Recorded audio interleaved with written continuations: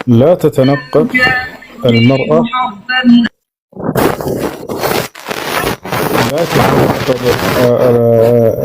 المرأة ولا تلبس القفازتين في الإحرام بلو تناقرأ ሴት ልጅ ሐጅ እና ዑምራ ላይ ኢህራም ካደረገች በኋላ ሐጅ እና ዑምራን በምትሰራ ጊዜ ንቃብ እና ጓንቶችን እንዳትለብስ ብለው ተናግረዋል።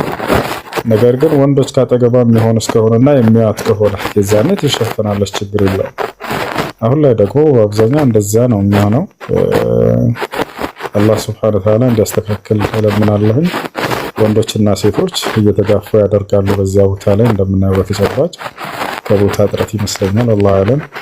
እና በዚህ ሁኔታ ከሆነ ፊቷን ትሸፈናለች። በዑምራ ጊዜ በሐጅ ጊዜ እንደ አስሉ እንደ መሰረቱ ብቻ ነው ታደርግ፣ ግን የዛኔ ተሸፍና ታደርግ። ማን ተገልጣ ነው ማድረግ ያለባት? አይ ሌላ ጥያቄ ደግሞ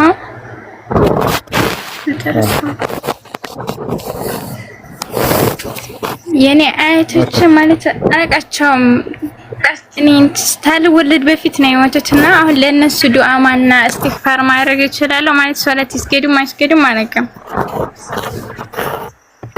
በግልጽ እስካላወቅሽ ድረስ ችግር የለውም። ዱዓ እስትግፋር ሰደቃ አድርግላችሁ።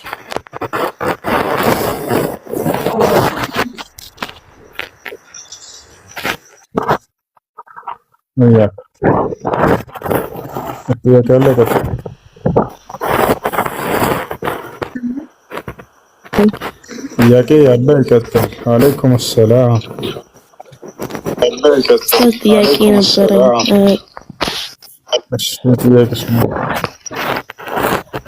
እዚህ በኢሞ በግሩፕ ላይ በምንማር ቦታ ኡስታዝ እንደዚህ ያሉ አንድ ሴት የወር አበባ ላይ ከሆነች ዙሁርን ሰግዳ አስር ላይ ከመጣባት አስር ሳይደርስ ከመጣባት የአስር ቀዳ አለት እንደዛችው መግሪብ ሰግዳ ኢሻ ሳይሰግድ ከመጣባት የኢሻ ቀዳ ሰላት አለባት አሉ። እኔ ደግሞ እንደዚህ አላቅም ነበረ።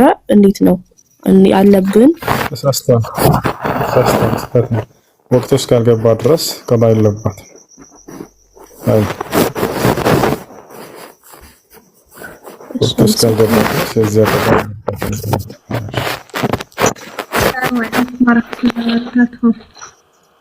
ወአለይኩም ሰላም ወራህመቱላሂ ወበረካቱ።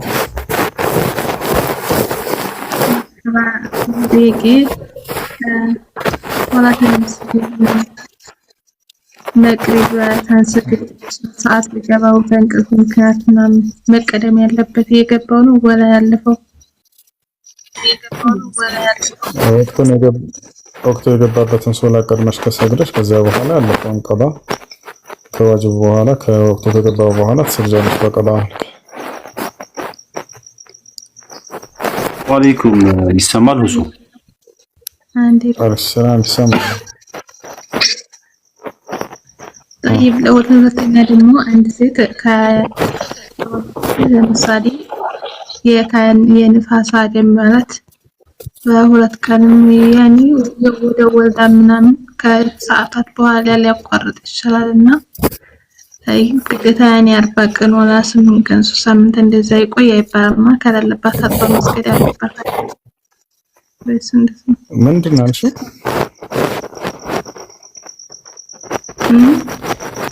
እሺ አላህ በህልም ይታያል እንደ ሲሉ ሰማሁኝ። አዎ ግን ያ የምናየው ሐቂቂያው ሱራስ ነው ማለት አይደለም። እንደ ኢማንህ ልክ ይገለጥልሃል። በሚገለጥልህ ልክ ማለት ነው። በህልም መታየት ሲባል በህልም የምናየው ሐቂቂያ አይደለም።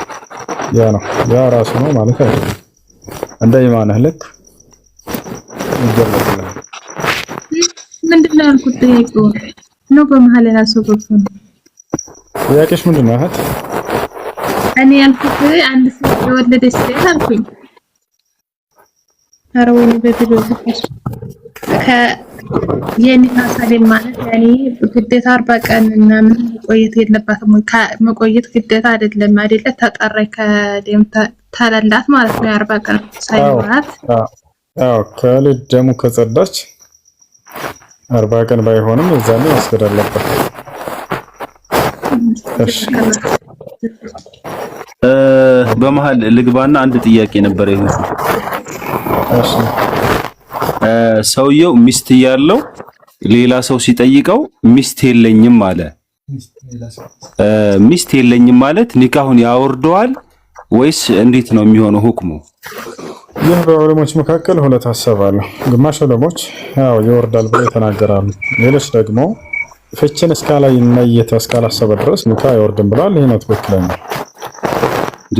ሚስት የለኝም የሚለው ቃል ፍችን አስቦና ለይቶ ከሆነ የተናገረው ይሄ ነገር ይወርዳል። ነገር ግን አንዳንድ ሰው ለምሳሌ ሌላኛዋ ሴት ለማሳመን ብሎ ይዋሻል። ሚስት የለኝም ብሎ ይሄ እንደ ውሸት ይቆጠራል። ውሸት ወንጀል ነው፣ ግን ኒካን አይወርድም። እሺ ምን መሰለ አሁን ካገቡ በኋላ ንብረት ለማጻፍ ማለት ነው ሚስት የለኝም የሚል ወረቀት በፊርማ ያጽፋሉ። ሚስት የሌለ ያለመኖራቸውን ማለት ነው ንብረት ለመለየት እያላቸው ኒካ እንደ ውሸት ነው የሚቆጠረው። ይሄን በመናገር ዋሽተው ወደ አላህ ተውበት ሊያደርግ ይገባል። ነብዩላህ ዒሳና ነብዩላህ ያህያ ምንና ምን ናቸው? ያክስትማማች ልጆች። ነብዩ ሰለላሁ ዐለይሂ ወሰለም ራአይቱ ኢብኑ አልኻላል ያክስትማማች ልጆችን አየሁኝ አለው። ዘከሪያ ያገባት ኤልሳቤት ትባላለች። የመርየምን እናት ሐናን ያገባት ደግሞ እናት እህትና እህት ናቸው። እህትና እህት ናቸው። ያክስትማማች ልጆች ናቸው። እሺ ቀጥሉ። እሱ አልጨረስኩም ነበር ያወረዱኝ። እሺ ናም ክፍያ አለው ወላ ዝም ብሎ ጾም ብቻ ነው የምጾምለት? ጾም ብቻ ነው። እሺ ፈዳን ፈራ ከማን ጋር ነው የምረብሽ? ከኔ ጋር ነው። እሺ ድምፅ ያለ ማን ነው? ጥያቄ አለ? ቀጥል።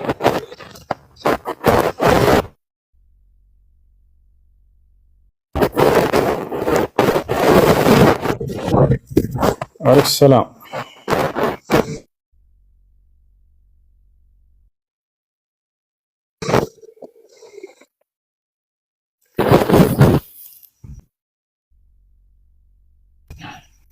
ماشي.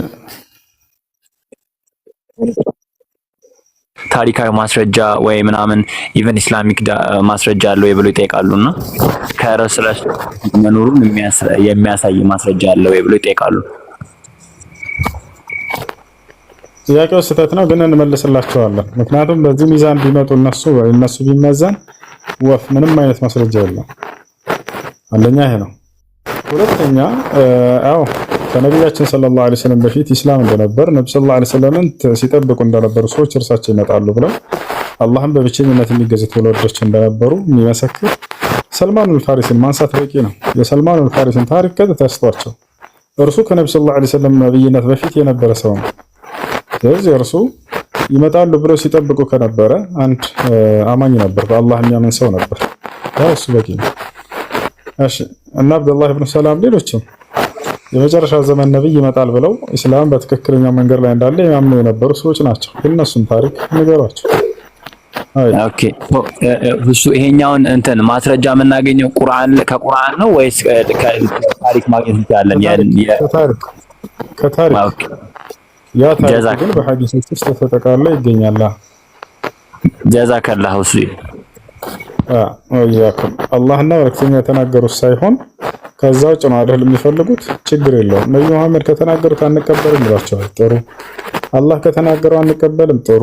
ስለዚህ ከእርሳቸው ውጭ የሆኑ ነብዩ ሰለላሁ ዐለይሂ ወሰለም በትንቢት መሰረት አድርገው ሲጠብቁ የነበሩ አካሎች ታሪክን ተርከዋል። ከነዚያ መካከል ሰልማን አልፋሪሲ። አይ ጥያቄ ደግሞ እሱ እንትን ይሉን ነበር አላህን በችግር ጊዜ የሚለውን ያነሱታል። በችግር ጊዜ አላህን መካድ ይቻላል፣ አላህን መካድ ይፈቀዳል ምናምን ብለው ጥያቄ ያነሳሉ። እሱ እንዴት እንትን ትሏለክ? አላህን መካድ ይፈቀዳል አይደለም የሚባለው። በዚያን ጊዜ ሰውየው ክህደት ላይ ቢወድቅ እንደ ወንጀለኛ አይቆጠርም ነው። ለምሳሌ በነብዩ ሰለላሁ ዐለይሂ ወሰለም ጊዜ ሰልማን አልፋሪሲን ምን ተባለ? ቁል ያ ሁበል አሉት። ሁበል በል አሉት ሰልማን አልፋሪሲ። ከዛ እናቱን ፊቱ ሲገሏት ሱመያን ተመለከተ። ያሲርንም ሲገሉት ተመለከተ። እንደሚገሉት እርግጠኛ በሆነ ጊዜ ሰልማን አልፋሪሲ ሁበል አበላቸው። በዚህ ጊዜ ሱሐቦች እርተደ አማር አሉ። አማር ከእስልምና ፈነገጠ ሲሉ ጊዜ እዚህ ጊዜ ነብዩ ሰለላሁ ዐለይሂ ወሰለም ተጠየቁ። እርተደ አማር ሲሏቸው ጊዜ ሂዱና አማርን ጥሩልኝ አሉ። አማር ተጠራ። ነብያችን ሰለላሁ ዐለይሂ ወሰለም ተጠየቁት። አማር ሆይ የኩፍር ቃል የተናገርከው ሁበል ብለህ አምላካቸውን የጠራህላቸው አምነህበት ነው ከውስጥህ ወይንስ እንዳይገሉ ፈርተህ ነው አሉት። ወላሂ አንተ አላህ መልክተኛ ውስጤ በኢማን ላይ በጣም የጸና ነው፣ ግን እናትና አባቴ ሲገሏቸው ፊቴ ስመለከት እኔም በቃን የሚገሉ መሰለኝና ፈርቼ ነው ያልኩት አለ ነብዩ ሰለላሁ ዐለይሂ ወሰለም። ምን ዓዱ ዑድ ለሁም አሉት፣ መልሰው ካሉ በልላቸው አሉት፣ ውስጥህ እስካላመነበት ድረስ ነፍስን ለማትረፍ ከሆነ የተናገርከው አሉት። ይህ የምንለው ታዲያ ምንድነው ከተባለ ሰውየው በዚህ ሁኔታ መክፈር እንዳይፈቀድለታል ሳይሆን የሚባለው ራሱን ለማትረፍ ከሆነ በወንጀለኛ አይቆጠርም የሚል አነጋገር ነው የሚባለው። አይ እሺ፣ በጣም አመሰግናለሁ። ትክክለኛ መልስ። አይ መርሐባ። ለምሳሌ ልስጥህ፣ አሳማ መብላት ክልክል ነው አይደለ? አላህ አሳማ መብላት ክልክል ነው ብሎ መጨረሻ ላይ ህይወትህን ለማትረፍ ያክል ብትበላ እንደ ወንጀለኛ አትቆጠርም ማለት። ይሄንን እኔ አሳማ በእስልምና ሐላል ነው ይበላል ማለት ትችላለህ? አይቻልም። ነፍስህን ለማትረፍ ያክል እስክትጠገብ እኮ አይፈቅድልህም አላህ። ነፍስህን ለማትረፍ ያክል ግን የዛኔ ፊትህ ያገኘው ምግብ እሱን ብቻ ከሆነ ብትበላ እንደ ኃጢአተኛ ትቆጠርም ነው የሚባለው። አይ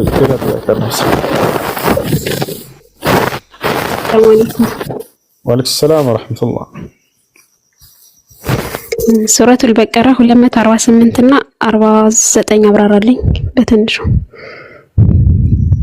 እሺ ሱረቱል በቀራ 48 እና 49።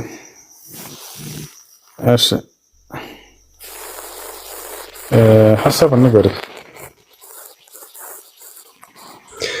ሐሳቡ የሙሳ ቤተሰብና የሃሩን ቤተሰብ ከተውት ቅርስ በውስጡ ያለበት መላእክትን የሚሸከሙትን ሆኖ ሳጥኑ ሊመጣላቸው ነው አማኞች ከሆኑ። ለዚህም ለእናንተ እርግጠኛ ነኝ ከሌላ ቦታ ሲከራከሩበት ስለሰማሁ ነው።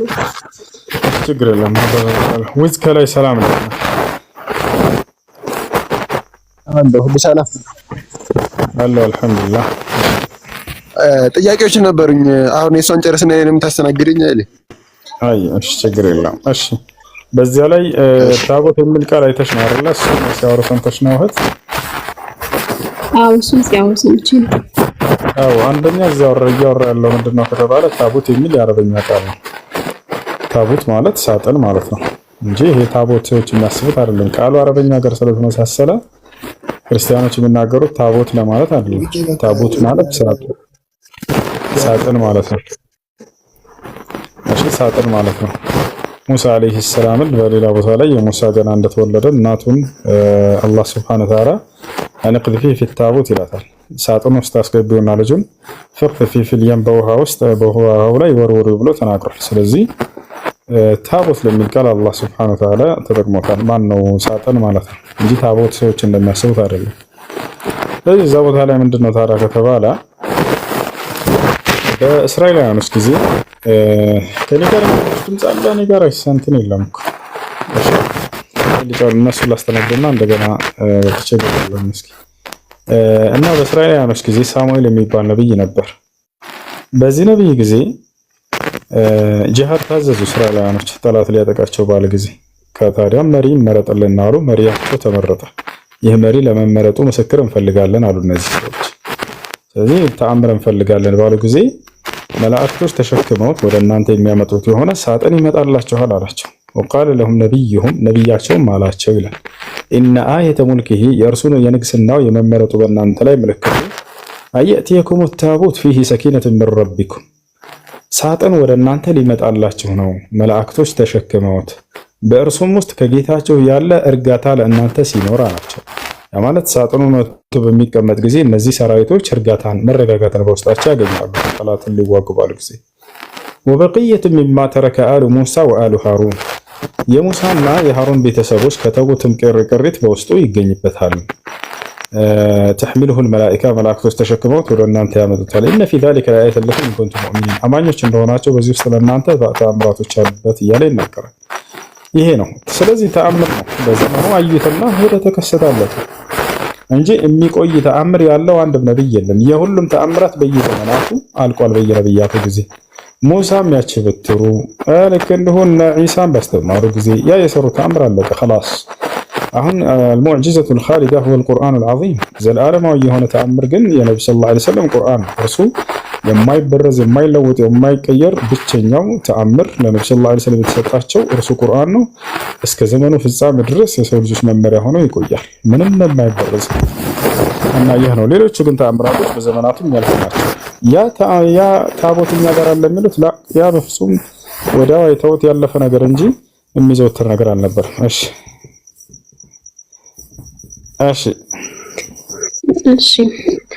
ሲደናበሩበት የነበረ የትጋ ነበር 249 ላይ ቃሉትን በሰራዊትም ታጅቦ በወጣ ጊዜ አላህ በወንዙ ውሃ ፈተናቸው ያልቀመሰውም ሰው በእጁ መዘግነን የሚለው ነገር ላይ ነበር። እሺ ጥያቄው ምንድን ነው?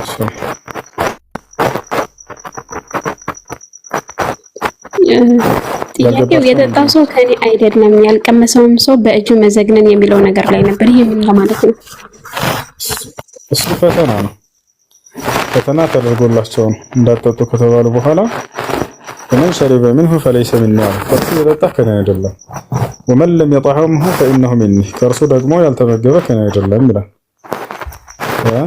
فشربوا منه إلا قليلا منهم ጥቂቶች ሲቀሩ ከርሱ ጠጡ። ፈተናውን አላለፉም ወደቁ ማለት ነው። فلما جاوزه هو والذين آمنوا قالوا لا طاقة لنا اليوم بجالة وجنوده قال الذين يظنون أنهم ملاقوا الله كم من فئة غلبت فئة كثيرة بإذن الله والله مع الصابرين በአጠቃላይ ያ በዘመኑ የቀረበ ፈተና ነበረ። ፈተናውን አልተወጡም ብዙዎቹ እና ይሄ ነው እየተናገረ ያለው። ያልገባሽ ውሃውን ምግብ ብሎ ስለጠራ ነው ማለት ምንድን ነው? በቃ አሁን ገብቶኛል። ጀዛከሙላህ። እነሱን አስተናግዳቸው ሌላ ጥያቄ ከዛ በኋላ ጠይቃለሁ። አይ ወጣ ጥያቄ አለ ገብታ አሁን መጠየቅ ይችላል አሁን ይችላል። እሺ የመጀመሪያው ጥያቄ ኢየሱስ ክርስቶስ በእስልምና አስተምሮ እንደመሲህ ይታያል እንዴ?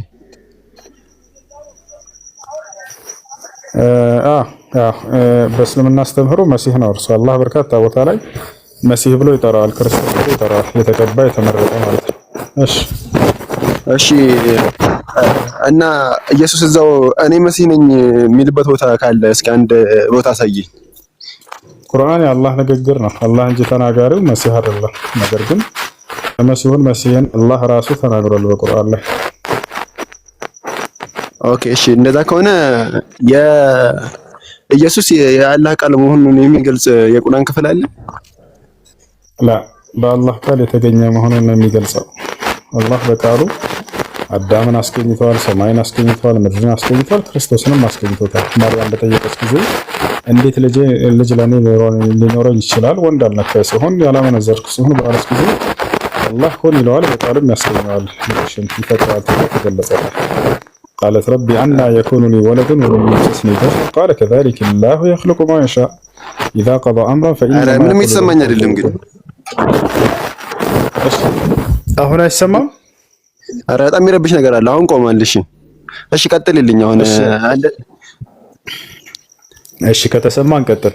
አላህ በቃሉ አስገኘው እንጂ መሲሁ የአላህ ቃል አይደለም፣ በአላህ ቃል የተገኘ ነው ለማለት ነው። አላህ በቃሉ ሰማይን አስገኝቷል፣ ምድርን አስገኝቷል፣ አዳምን አስገኝቷል። መሲሁንም እንዲሁ በቃሉ አስገኝቶታል። ኦኬ ይሄ ማለት ከሌሎቹ እኩል ነው ማለት ነው ኢየሱስ።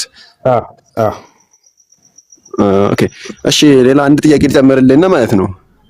እሺ ብዙ ሙስሊሞች በብዛት ለምሳሌ ወደ ጸበል ቦታ ሲሄዱ ይታያል አይደል? አንተም ይሄ ነገር ልታስተውል ትችላለህ።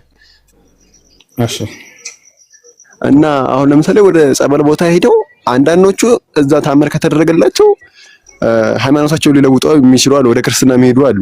አንዳንዶቹ ደግሞ ጸበል ተጠምቀው መተው እንኳን በዛው በእስልምና ሃይማኖታቸው የሚቀጥሉ አሉ። ይሄ እንደ እስልምና እንዴት ይታያል? እንደ ከሃዲ ያሳያቸዋል ወይስ ምንም ችግር አይመጣባቸውም? እንደ ከሃዲነት አይቆጠርባቸውም?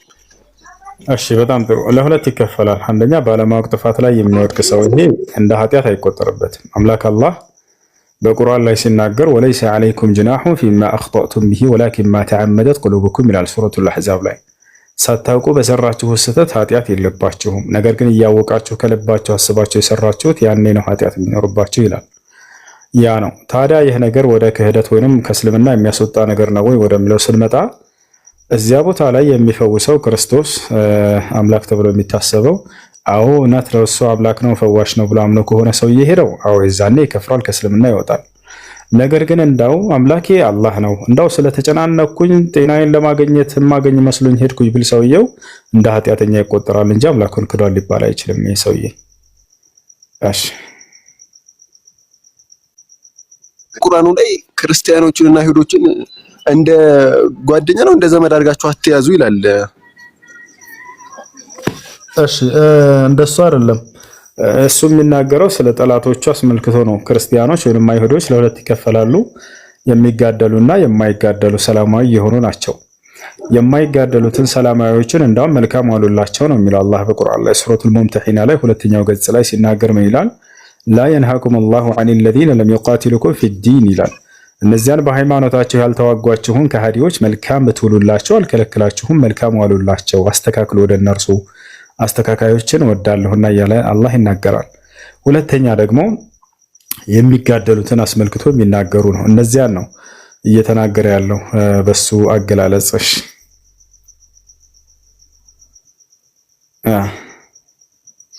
ሌላኛው ደግሞ እንትን ላይ አላህ ፍጥረትን ሲፈጥር ማለት ነው ለምሳሌ ከሚለቀለቅ ነው ብቻ ከጭቃ ፈጠርኩ ሳይሆን ፈጠር ነው የሚለው። ፈጠር ነው ካለ ደግሞ ብዙ ከአንድ በላይ ነው አመልካች የሚሆነው። ይሄ እንዴት ሊሆን ቻለ ታዲያ? አንድ ለምሳሌ አንድ ብቸኛ ቢሆን ፈጠርኩት ነው ሊሆን የሚችለው፣ ግን ደግሞ ፈጠር ነው የሚለው። ስለዚህ ነገር አስረዳኝ እስኪ። መቼም የቁርአን ስህተት ነው ልትለኝ አትችልም፣ ምክንያቱም የአላህ ቃል ነው ብለኸኛል። ቁርአን አብሽር አስረዳለሁ። አንደኛ በነጠላ ራሱን በርካታ ቦታ ላይ ገልጿል። አርራህማኑ ዐለመ አልቁርአን ኸለቀል ኢንሳን ይላል። አዛኛው አምላካችሁ አላህ ሰውንም ቁርአንን አስተማረው ሰውንም ፈጠረው እያለ ይናገራል። ፈጠረው የሚለው ለነጠላ ነው አይደል? ወይስ ፈጠረው ለነጠላ ነው አይደል? አዎ። በሌላ ቦታ ላይ ኸለቀኩም ሚን ነፍስ ዋሂዳ ይላል። ከአንዲት ነፍስ ፈጠራችሁ እያለ ይናገራል። ፈጠራችሁ የሚለው ለነጠላ ነው። ኢነ ረበኩም አላሁ አለዚ ኸለቀ ሰማዋት ወልአርድ ይላል። እርሱ ጌታቸው አላህ ማለት ያ ሰማያትንና ምድርን የፈጠረ ነው እያለ ይናገራል። አያለ በነጠላ በርካታ ቦታ ላይ ይናገራል። ዛሊኩም አላሁ ረብኩም ኻሊቁ ኩሊ ሸይን ይላል። ይሃችሁ አላህ ማለት ሁሉን ነገር የፈጠረ የሆነ አምላክ ነው ይላል። የፈጠረ የሚለው ለነጠላ ነው። ስለዚህ በነጠላ ለምን አልተናገረም ለሚለው በጣም በርካታ ቦታ ላይ እንደውም የተናገረው አላህ በነጠላ ነው ራሱ። ነገር ግን ፈጠርናችሁ የሚለው ከምን አንጻር ነው ከተባለ እኛነት ለሁለት ይከፈላል እንደ አረበኛ ቋንቋ። የብዜት እኛነት አለ፣ የግነት እኛነት አለ። የብዜት እኛነት ማለት ከአንድ በላይ ሆነው የሆነን ነገር ሰርተው ከሆነ ራሳቸውን ለመግለጽ የሚጠቀሙት ቃል እኛነት የዚህ አይነቱ የብዜት እኛነት ይባላል። ለምሳሌ አንድ ክላስ ውስጥ 100 ተማሪዎች አሉ እንበል። አሳይመንት ሰጣቸው መምህሮቹ 10 ሰው ናቸው ሰሩ አላቸው።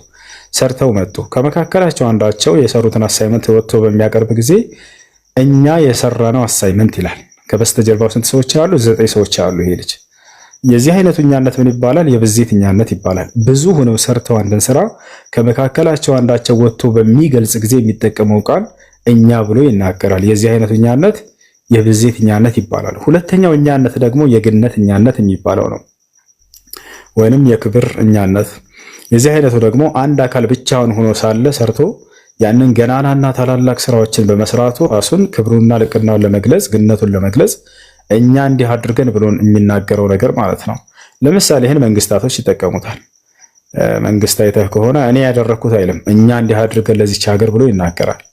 ሱለይማን ንጉሱ ሱለይማን በቁርአን ላይ እንደምታውቀው ሰለሞን ንጉስ ሰለሞን ንጉስ ነው፣ መሪ ነበር። እኛ እያለ ነው ራሱን የሚናገረው። ብዙ ጊዜ ንጉሶች ይጠቀማሉ ይህን ቃል።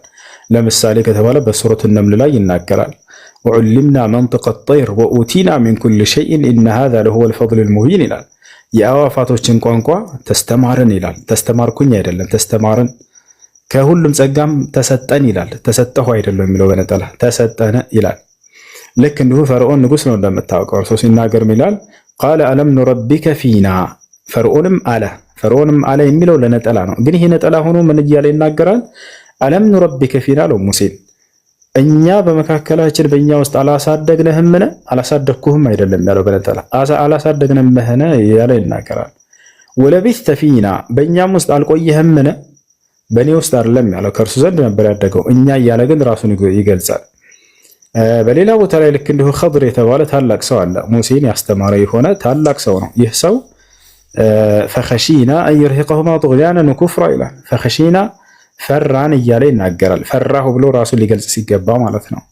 ይህን ይመስላል እና የዚህ አይነቱ የግነተኛነት ይባላል። አንድ አካል ገናናነቱን ለመግለጽ የሚናገርበት የሆነ አነጋገር ነው። አላህ ታዲያ በዘይትን አስቦበት ነው ወይንስ ግነትን ከተባለ በዘይትን እንዳልሆነ በርካታ ቦታ ላይ በዘይት እንደሌለው ገልጿል። ለምሳሌ ወኢላሁኩም ኢላሁ ዋሂድ ላ ኢላሃ ኢላ ሁወ አርረሕማኑ ረሒም ይላል። እኔ አምላካችሁ አላህ አንድ ብቻ ነኝ፣ ከእኔ በስተቀር ሌላ ማንም አምላክ የለም ይላል።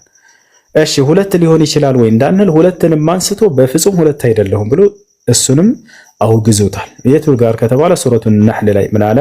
ወቃለ አላሁ ላ ተተኺዙ ኢላሀይን ኢስነይን ኢነማ ሁወ ኢላሁ ዋሂድ አለ። ሁለት አድርጋችሁ አትያዙኝ እኔ አንድ አምላክ ብቻ ነኝና አለ። እሺ ሶስትስ ሊሆን ይችላል ወይ ብለን ብንጠይቅ ሶስትንም አንስቶ አውግዞታል፣ ሶስት አይደለሁም ብሎ። የቱ ጋር ከተባለ ሱረቱ ኒሳ የሴቶች ምዕራፍ የመጨረሻው ገጽ ላይ አላህ ሱብሓነሁ ወተዓላ ሲናገር ምን አለ? ወላ ተቁሉ ሰላሳ ኢንተሁ ኸይረን ለኩም ኢነማ አላሁ ኢላሁ ዋሂድ አለ። ሶስት አትበሉኝ ከዚህ ንግግራችሁ ተቆጠቡ፣ እኔ አምላካችሁ አላህ አንድ ብቻ እንጂ ሌላ አይደለሁም እያለ ይናገራል። አያ ይህ ነው። ይህን ነቢያቶችም ሲገልጹ አንድነቱን ከእርሱ ውጭ ሌላ ማንም እንደሌለ፣ ለምሳሌ አብርሃምን እንውሰድ። አብርሃም ምን አለ ከተባለ ወኢብራሂም ኢዝ ቃለ ሊቀውሚሂ እዕቡዱላህ ወተቁሁ ዛሊኩም ኸይሩን ለኩም ኢን ኩንቱም ተዕለሙን ኢነማ ተዕቡዱነ ሚን ዱኒላሂ አውሳና ወተኽሉቁነ ኢፍካል አብርሃም ወኢብራሂም አለ አላህ በቁርአን ላይ ሲናገር አብርሃምን ባለ ጊዜ አስታውስ። ለህዝቦቹ ምን አላቸው? ህዝቦች ሆይ አላህን ፍሩት፣ እርሱንም ብቻ ተገዙት፣ የምታውቁ እንደሆናችሁ ይህ ለእናንተ የተሻለ ነው አላቸው ይላል። ከዚያ በኋላ አብርሃም ከአላህ ውጭ ያሉ አካሎችን የሚመለኩ ሁሉ ጣዖቶች ናቸው ተጠንቀቁ እያለ ያወግዛቸዋል። ኢነማ ተዕቡዱነ ሚን ዱኒላሂ አውሳናን አለ አብርሃም፣ እነዚያ ከአላህ ውጭ የምትገዟቸው ሁሉ ጣዖቶች ናቸው አለ። ወተኽልቁነ ኢፍካላ ቅጥፈትን በራሳችሁ ፈጥራችሁ ነው ብሎ ተናገራቸው። ኢነ ለዚነ ተዕቡዱነ ሚን ዱኒላሂ ላ የምሊኩነ ለኩም ሪዝቀን አለ፣ እነዚያ ከአላህ ውጭ የምትገዟቸው ሲሳይን ሊለግሷችሁም ሆነ ሊነሷችሁ አይችሉም። ፈብተጉ ዒንደላሂ ሪዝቀ ወዕቡዱሁ ወሽኩሩ ለሁ ኢለይሂ ቱርጀዑን አለ። ሲሳይን ስትፈልጉ ከእርሱ ከአምላካችሁ ከአላህ ብቻ ፈልጉ አላቸው አብርሃም። እርሱንም ብቻ ተገዙት፣ ስለዋለላችሁም ጸጋ እርሱን ብቻ አመስግኑ፣ በምትሞቱም ጊዜ የምትመለሱት ወደ እርሱ ነው አላቸው ይላል። መሲሁ ወይንም ክርስቶስም የአላህን አንድነትና ከእርሱ ውጭ ሌላ ማንም አምላክ እንደሌለ ሲመሰክር ምን ይላል? ወቃለ አልመሲሑ ያ በኒ እስራኤል አዕቡዱላህ ረቢ ወረበኩም ይላል። ክርስቶስም አለ ይላል አምላካችን አላህ፣ ክርስቶስም አለ እናንተ የእስራኤል ልጆች ሆይ የእኔንም የእናንተንም ጌታ የሆነውን አላህን በብቸኝነት ተገዙት። ከዚያስ በአላህ ላይ ምንም አጋር እንደሌለው መሲሁ መሰከረ። በአላህ ላይ ያጋራ የትንሣኤ ቀን ገነትን እንደማያገኝና ወደ ገሃነም እንደሚሄድ መሰከረ። ምን አለ? ኢነሁ መን ዩሽሪክ ቢላሂ ፈቀድ ሐረመ አላሁ ዐለይሂ አልጀና ለመሲሁ፣ እነሆ በአላህ ላይ ሌላን አካል ያጋራ ያመለከ ሰው አላህ ገነትን በእርሱ ላይ እርመዳ አድርጎበታል፣ መመለሻውም ገሃነም ነች እያለ ተናገረ። ሌላ የመጨረሻ ሙሴን እናንሳ። ሙሴ ምን አለ? ኢነማ ኢላሁኩም ላህ ላ ኢላሃ ኢላሁ ወሲዐ ኩለ ሸይን ዒልማ ይላል ሱራ ጣሃ ላይ። አምላካችሁ እርሱ አላህ ብቻ ነው፣ ከእርሱ በስተቀር ሌላ ማንም አምላክ የላችሁም፣ እውቀቱ ደግሞ ሁሉም ቦታ ያካበበና የሰፋ ነው እርሱም አላቸው ይላል። ይህን ይመስላል። ዊስ ጥያቄ ላድርገውና ማለት ነው የመጨረሻ ነው። በእስልምና እስከ ስንት ሚስት ድረስ ነው ማግባት የሚፈቀደው? በእስልምና የሚፈቀደው አንድ ሰው የማግባት አቅሙና ችሎታ ካለው በመጀመሪያ አንድ ያገባል። ከዛ በኋላ ግን ይሄ ሰውዬ የማስተዳደር አቅሙና ችሎታ ካለው 2 እስከ 4 ድረስ ነው የሚፈቀድለት ለትውልዶቻቸው ለነብዩ ሰለላሁ ዐለይሂ ወሰለም ትውልዶች ማለት ነው። ግን ደግሞ አምላክ አላህ ግን ደግሞ ነብዩ መሐመድ 11 ሚስቶች ነበሩት የሚባለው ነገር እውነት ነው? ወደሱ ልመጣልህ ነው። ተሰልተይ ከሆነ አንስ መልስልህ ለተውልዶቻቸው እያልኩህ ነበረ። ለተውልዶቻቸው ነብዩ ሰለላሁ ዐለይሂ ወሰለም እስከ 4 ብቻ ነው የተፈቀደው። እርሳቸው እስከ 11 ነበራቸው ወይ? አዎ ነበራቸው። ይሄ ነገር በነብዩ ሰለላሁ ዐለይሂ ወሰለም ላይ ያልተገደበ ይመስለናል። በደንብ ላስተዋለ ሰው አያቸው። በእኛ ላይ 4 ብቻ ተብሎ የተገደበ ይመስለናል። ላ እንደ እስልምና ላስረዳውን የተገደበው በጣም በእርሳቸው ላይ ነው።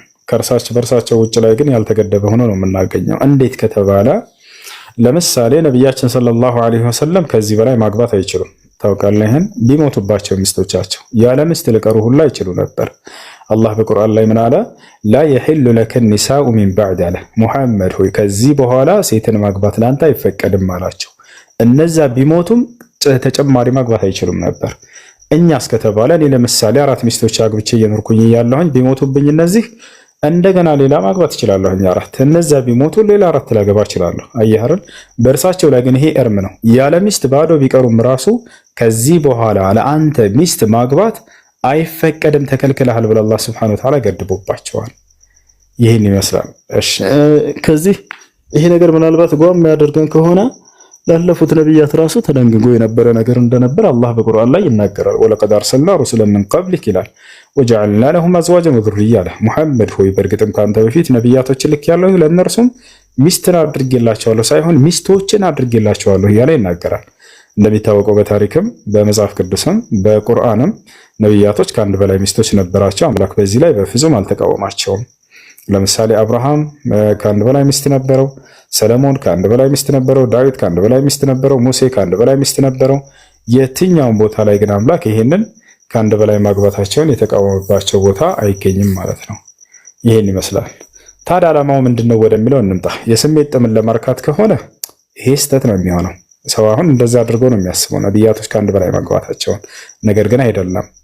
ታዲያ ዓላማው ምንድነው? ከአንድ በላይ ማግባት አምላክ የደነገገበት ምክንያት ከተባለ በቁርአን ላይ መልካም ዘርን አፍርተው ይሄዱ ዘንድ ነው። እነዚህ አማኝ ትውልዶች አማኝ ነብያቶች ከነርሱ በኋላ የአምላክን ሕግና ስርዓት ጠብቀው የሚያስተላልፉ የሆኑ ዘንድ ማለት ነው። አላህ ይህን በቁርአን ላይ ሲናገር ወጀዐልና ለሁም አዝዋጀን ወዙርያ መልካም ዘሮችንም አደረግኩላቸው ለነብያቶች እያለ ይናገራል። ልክ እንዲሁ በሌላ ቦታ ላይ ወለዚነ የቁሉነ ረበና ሀብ ለና ሚን አዝዋጅና ወዙርያቲና ቁረተ አዕዩን ይላል። የአይኖቻቸው ማረፊያ የሆኑ ዘንድ እያለ በቁርአን ይናገራል። ይህንንም በተግባር አሳይተዋል። ለምሳሌ አብርሃም ሳራን አገባ። ከእርሱ ማንን ወለደ? ከእርሷ ኢስሐቅን ወለደ። ልክ እንዲሁ ደግሞ እስማኤልን ማን ነው? ከአጋርን አገባ። ከዛ ደግሞ ማንን ወለደ? እስማኤልን ወለደ። አምላክ አላህ ሁለቱንም ጻድቅ ነብያቶች ያደረገለት እስማኤልንም ኢስሐቅንም ባረካቸው። አላህ በቁርአን ላይ ወባረክና ዐለይሂ ወዐላ ኢስሐቅ ይላል። አብርሃምንም ባረኩት ልጁንም ኢስሐቅን ባርኬዋለሁ እያለ ይናገራል። እስማኤልንም ከነብያቶች ያደረገለት ወዝኩር ፊል ኪታብ ኢስማኤል ኢነሁ ካነ ሳዲቀል ወዕድ ወካነ ረሱለን ነቢያ ይላል። ሙሐመድ ሆይ በዚህ በቁርአን ላይ እስማኤልንም አውሳላቸው ለትውልድህ እርሱ እውነት ተናጋሪና ልክ እንዲሁ መልእክተኛና ነብይ ነበር እያለ አላህ Subhanahu Wa Ta'ala ይናገራል። እና ይህ ነው መልካምን ዘር ያፈሩ ዘንድ ነው ይሄ ነገር የተደነገገላቸው።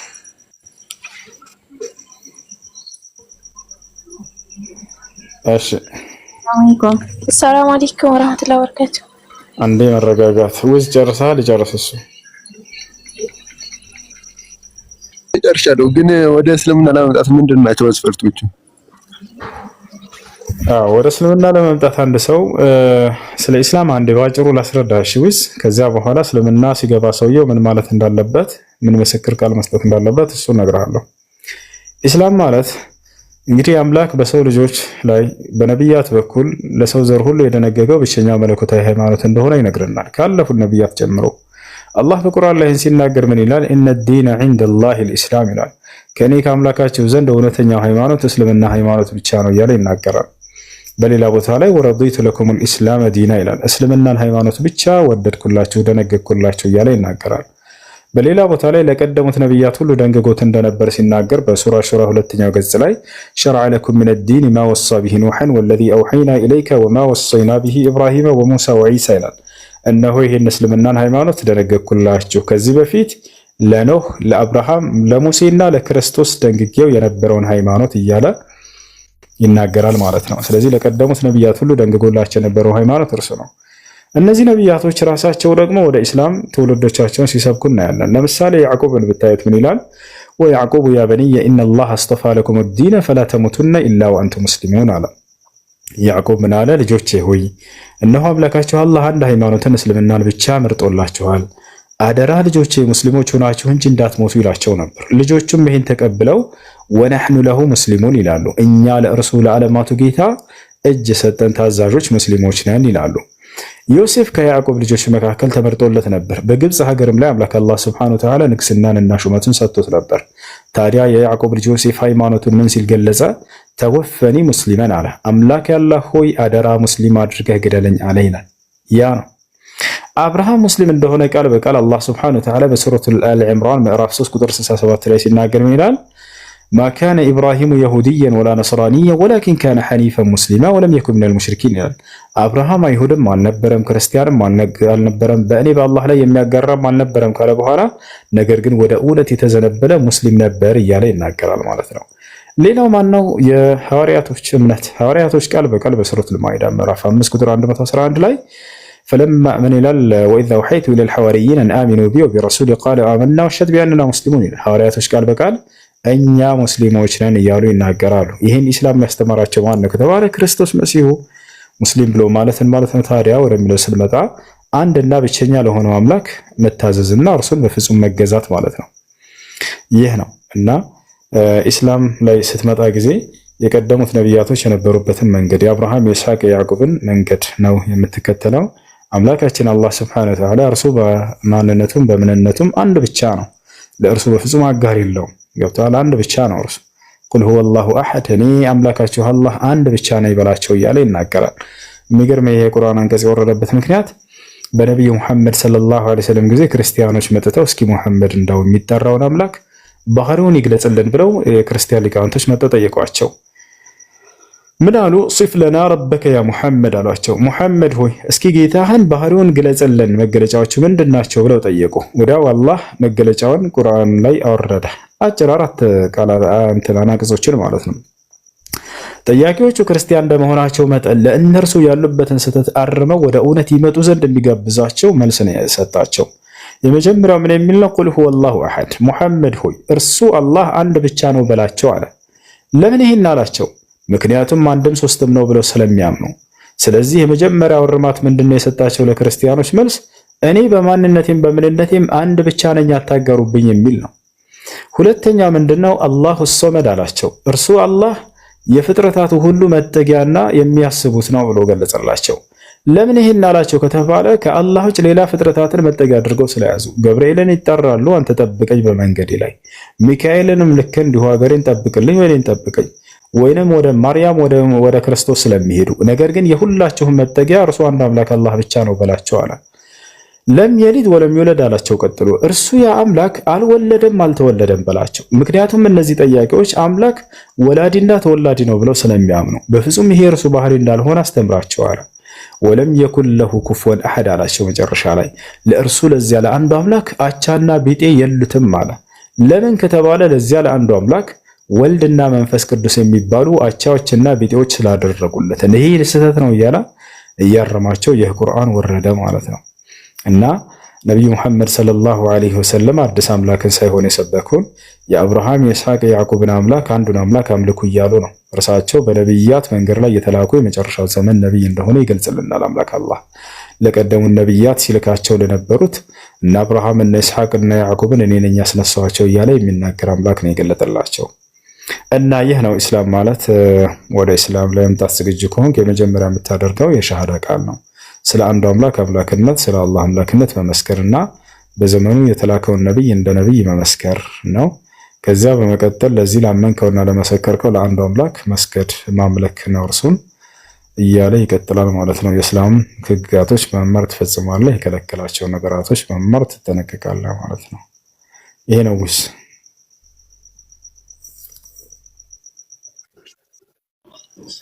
ሻሃዳ ራስህ እስልምና ትቀበላለህ?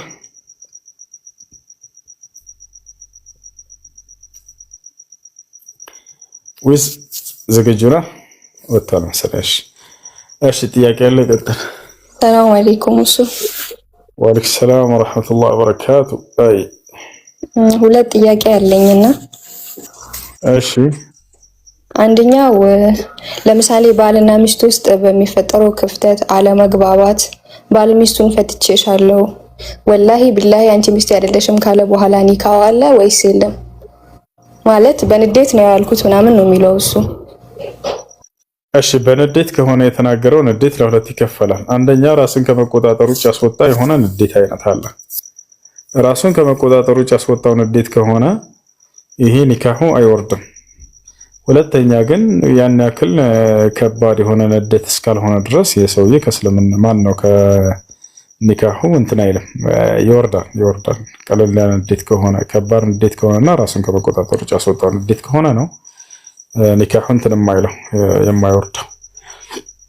ለዚህ ነው ዑለሞች ሲናገሩ በዚህ ጉዳይ ጠላቁል ቀድባን ላ የቃዕ ይላሉ። የተቆጣ ሰው ፍቺ ኒካህ አይወርድም ይላሉ። ራሱን ከመቆጣጠር ውጭ ያስወጣው ከባድ ንዴት ከሆነ ማለት ነው። እሺ ሁለተኛው ደግሞ ሴቶች በእርግዝና ወቅትና ወልዶ ሲተኙ አይጾሙም፣ ያው ጾም ስለማይችሉ ማለት ነው። እና ጾም ከ1 ዓመት ወይ ከ2 ዓመት በኋላ በአንዳንድ ምክንያቶች ካለፈ በኋላ ያ ጾም ካልተጾመ ማለት ነው በምን አይነት ሁኔታ ነው ማለት ከጊዜ በኋላ መጾም ይቻላል የሚባል ነገር አለ። ግን በምን አይነት ሁኔታ ነው ያ ጾም መጾም የሚችለው? በእርግዝና ጊዜ አትጾም ያለው ማን ነው? ነገር ግን ልጅቱ ጽንሱ አደጋ እንትን የሚልባት እንደዛ ነው።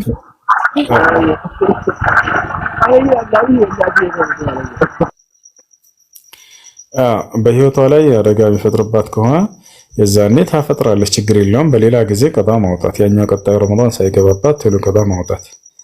ወንድስ ምን ከሆነ ነው ያልሽው? እንቅልፉን ከተኛ ነው ያልሽው? ነው አይደለም፣ ወልዳ ከተኛች ለምሳሌ የምታጠባ ሴት ማለት ነው መጾም ካልቻለች አመቱ ካለፈ በኋላ እንዴት ነው መከፈል የሚችለው? በጾም ነው? ሰደቃ በማውጣት ነው? እንዴት ነው መከፈል የሚችለው?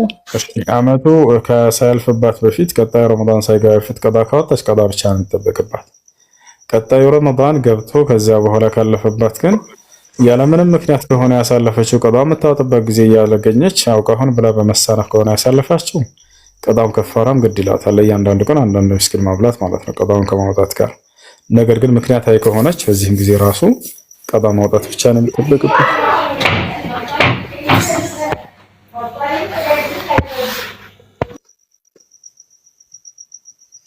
እሺ ጥያቄ ያለ ይቀጥል። እሺ አመሰግናለሁ። ሰላም አለይኩም። ሰላም አለይኩም። አንዴ ላውራ፣ ይቅርታ ግን ጥያቄ ለመጠየቅ አይደለም። እሺ ዋናው አካውንቴ ባላ ሊዘጋብኝ ነው። በዚህ ፎሎ እንድታስደርገኝ ነው። በውስጥም ጽፌልህ ነበር። ሪካርድ የተደረገ ቪዲዮ ለቃለሁ። አካውንቴ በጣም ደብድበውታል። ባላ ዛሬ የተወሰነ ፎሎ አስደርገኝ። አለፋታቸውም ተላ አየሽ ፎሎ አድርጋችሁ። ሰላም ወራህመቱላሂ ወበረካቱ። ጥያቄ ነበረኝ። እሺ የረመዳን ቀዳ ማለት ነው። ከዚህ በፊት ሸዋል ላይ ነበር የማወጣው እና አሁን ደግሞ ሸዋል ላይ ማውጣት አይቻልም የሚባል ነገር ሰማሁ እና ሸዋል ላይ ቢወጣ እንኳን ድጋሚ ሸዋልን መጾም ግዴታ ይሆንብሻል ነገር እንደዛ ነገር ዝም ባያቸው እህት። ቀዳ እንዳውም ቀድማቸው ነው ማውጣት ያለባቸው በሸዋል ጊዜ። ከዚያ በኋላ ጊዜ ስላላቸው ወሩን ሙሉ የሸዋል ወር ነው። ቀስ ብላችሁ 6ን ትጾማላችሁ። እሺ እሱ ነው። እሺ ስለ ጅን አስረዳ ነው። ወንድሞቻችሁ ናቸው ይሉናል እናልሽ። መጀመሪያ ሸዋል ላይ ካወጣሁት ችግር የለውም ማለት ነው ይቻላል። እና ዘካ አንዴ ስለ ጅን አስረዳ ነው። ወንድማችን ጅን ወንድማችሁ ነው ይሉናል አለ። ጅን ማለት ከእሳት የተፈጠሩ ፍጥሮች ናቸው። ልክ እንደኛ ነፃ ምርጫ ፍቃድ ተሰጥቷቸዋል። የነብያትን ትእዛዝ ሰምተው የመፈጸም ግዴታ ተጥሎባቸዋል። ስለዚህ የነብያትን ትምህርት ሰምቶ የፈጸመ ሰው እርሱ ወንድማችን ነው። የስጋ ወንድምነት ሳይሆን የእምነት ወንድምነት። ነገር ግን የአምላክን ትእዛዝ ያልፈጸመ የጅን አይነት እርሱ ሰይጣን የሚባሉት እነዚያ ናቸው። ሰይጣን ደግሞ ምናቸው ነው ከተባለ ጠላታችን ነው።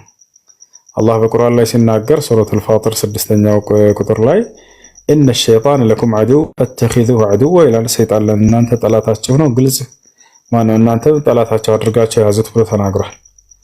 ስለዚህ ነው። እሺ ጥያቄ አለቀጥ። ሰላም አለይኩም ወራህመቱላሂ ወበረካቱ። ወአለይኩም ሰላም። እኔ ጥያቄ በባህር ስመጣ ለመስጂድ በሰላም ተገባሁኝ። ለመስጂድ ብር ነጅቼ ነበር ማለት ነው። በ2 ዓመት ወደ ሀገር ተመልሼ ስገባ ያ መስጂድ አልተሰራም፣ ተትቷል።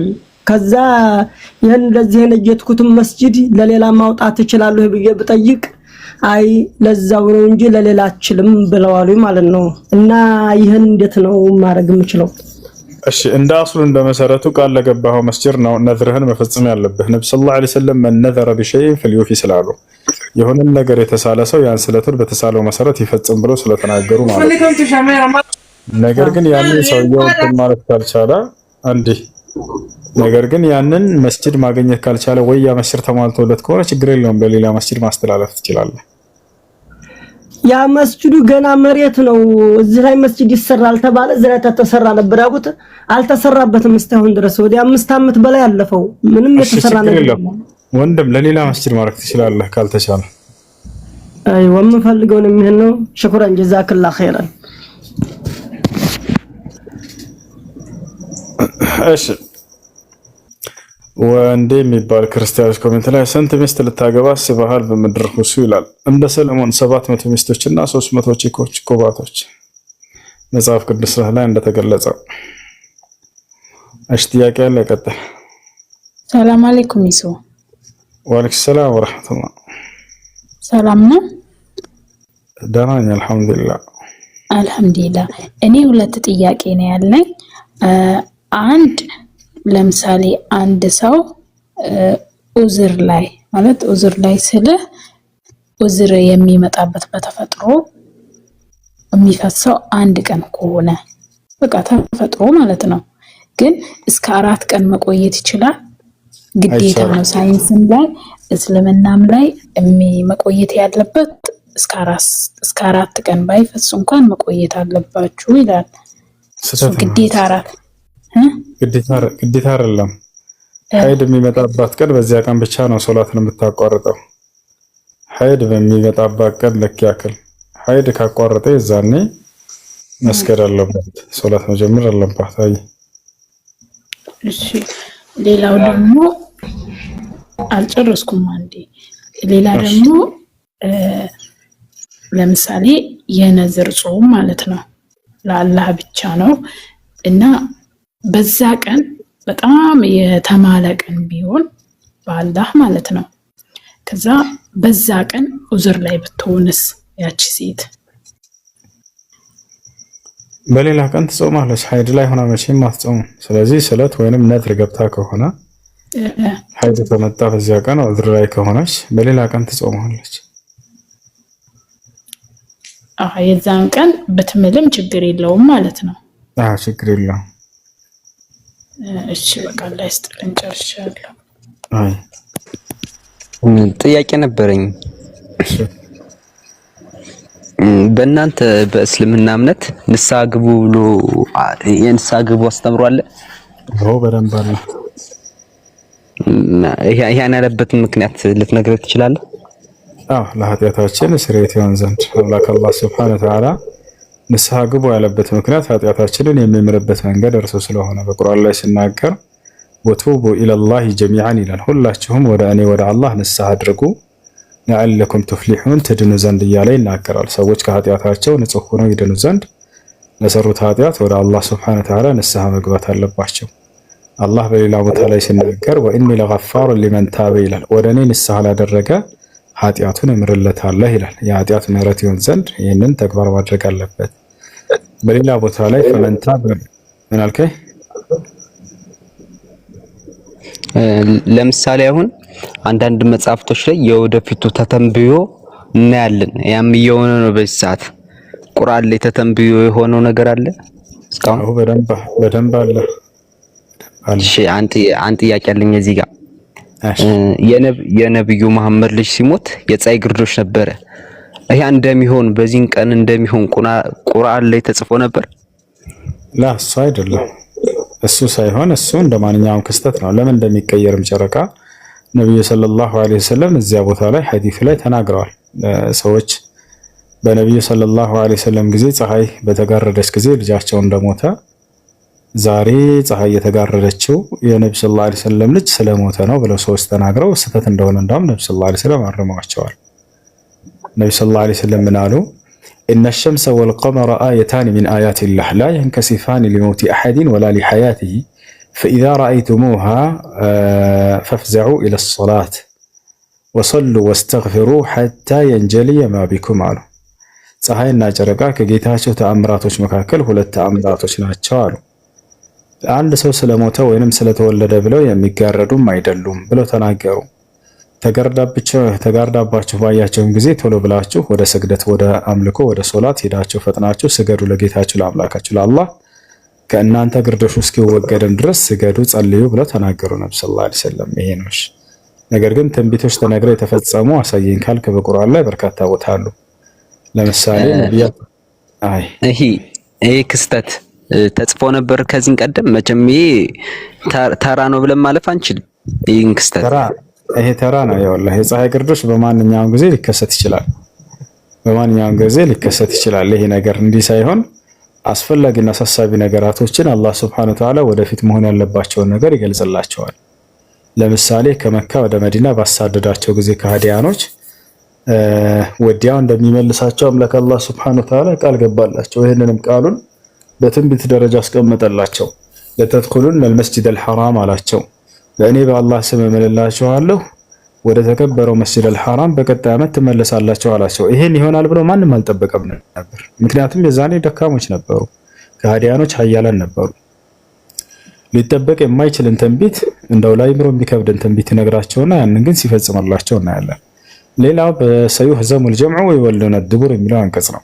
ከሃዲያኖች ከ1000 በላይ ሰራዊትን ሰብስበው መጥተው ሙስሊሞች ገና 300 አካባቢ ሳሉ እነርሱን ለመጋደል ጦር ሜዳ ላይ በቀረቡ ጊዜ በጭራሽ እናሸንፋለን ብለው ቃል ገብተው ወስነው ምናምን ከሃዲያኖች አብቅተው ሳሉ ሙስሊሞች ደግሞ ይሸነፋሉ ተብሎ በተገመተበት ጊዜ አላህ ግን ቁርአን አወረደ። ሁሉም ይሸነፋሉ አብሽሩ፣ ቀሪዎቹ ደግሞ የቀሩት ወደ ኋላቸው ጀርባቸውን ሰጥተው ይሸሻሉ ብሎ ትንቢት ነገራቸው ወደፊት ስለሚሆነው ጦርነት። ይሄን አንቀጽ አነበቡ ነብዩ ሰለላሁ ዐለይሂ ወሰለም። የጦርነቱ ጊዜ ሰዩህዘሙል ጀምዑ ወይወሉነ ድቡር አሉ። ሁሉም ይሸነፋሉ፣ ቀሪዎችም ጀርባቸውን ሰጥተው ይሄዳሉ አሉ። በዚያ ጦርነት ላይ እንዳለው ቁርአን ያ ነገር ተፈጸመ። የበድር ጦርነት ተብሎ ይጠራል። የመጀመሪያው ጦርነት ነው በእስላም በሙስሊሞች ላይ የተከፈተ ጦርነት ነበር። ነብዩ ሰለላሁ ዐለይሂ ወሰለም ድል አድርገው አሸንፈዋቸው፣ ቀሪዎቹ ደግሞ ጀርባቸውን ሰጥተው ሸሹ። ሌላም በርካታ ትንቢቶችን ተናግሮ ቁርአን የተፈጸሙ አሉ። ተአምራቶችም ልክ እንዲሁ ነብዩ ሰለላሁ ዐለይሂ ወሰለም የነብይነት ማረጋገጫቸው የሆኑ ዘንድ ከ1000 በላይ ተአምራቶችን አድርገው ለህዝቦቻቸው አሳይተዋቸዋል። ይመስል ነብዩ መሐመድ እስልምናን ሳይቀበሉ በፊት ሃይማኖታቸው ምን ነበር? ሙስሊም ነበሩ። ሙስሊም ብለው ማለት ለአንዱ አምላክ ለአላህ የሚገዛ ማለት ነው። ለአንዱ አምላክ ለአላህ እንደሚገዙ ተገልጿል። ልክ ነህ። ግን ከዚህ በፊት ምንም አይነት እንትን አልነበረውም? እምነት ነበራቸው። ሙስሊም ነበሩ። ሐኒፍ ማለት ምን ማለት ነው? የሙስሊም ግልባጭ ነው። ያ ማለት ሐኒፍ ብሎ ማለት ለአንዱ አምላክ የሚገዛ ማለት ነው። ሙስሊም ማለትም ለአንዱ አምላክ የሚገዛ ማለት ነው። ኢኒ ኸለቅቱ ዒባዲ ሁነፋ ይላል አላህ። እኔ ባሪያዎችን ሐኒፍ ያ ማለት በቀጥተኛ ጎዳና ላይ አድርጌ ፈጠርኳቸው ማለት ነው። ነብዩ ሰለላሁ ዐለይሂ ወሰለም ሐኒፍ ነበሩ። ያ ማለት የአብርሃም መንገድ ነች። ወተቢዑ ሚለተ ኢብራሂም ሐኒፋ ይላል አላህ። የአብርሃምን ሐኒፍ የሆነችውን መንገድ ተከተሉ እያለ ይናገራል። እና ነብዩ ሰለላሁ ዐለይሂ ወሰለም በአብርሃም መንገድ ላይ ነበሩ። አንዱን አምላክ አላህን ይገዛሉ፣ ከጣዖታት በጣም የራቁ ነበሩ። እሺ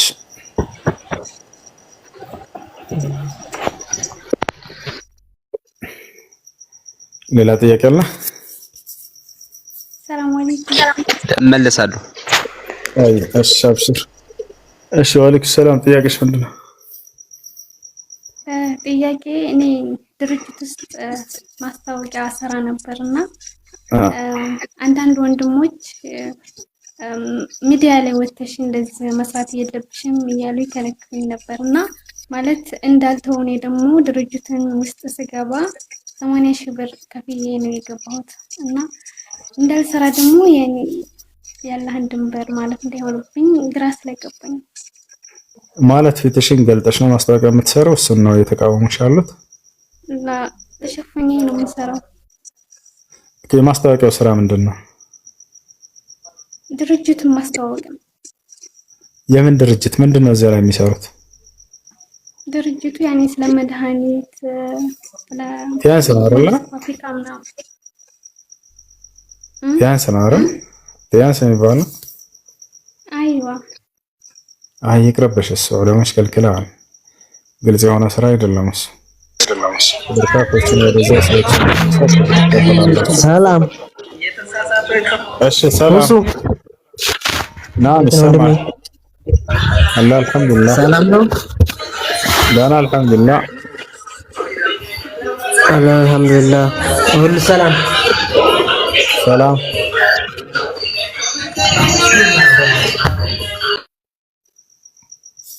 ምነው ልጄ አላህ አንዘልት ተحتሽ ጥያቄ አለ? ቀጥል። ሰላም አለይኩም። ሰላም ወራህመቱላህ። እንዴት ነው እንደምሰ? አልሐምዱሊላህ። ስለ ኒካ ልጠይቅ ነበረ። ወላሂ እሺ፣ ጥያቄሽ ምንድነው? አንድ ሴት አይድ ላይ ሆና ኒካ ካወረደ በኋላ ኒካ ይወርዳል?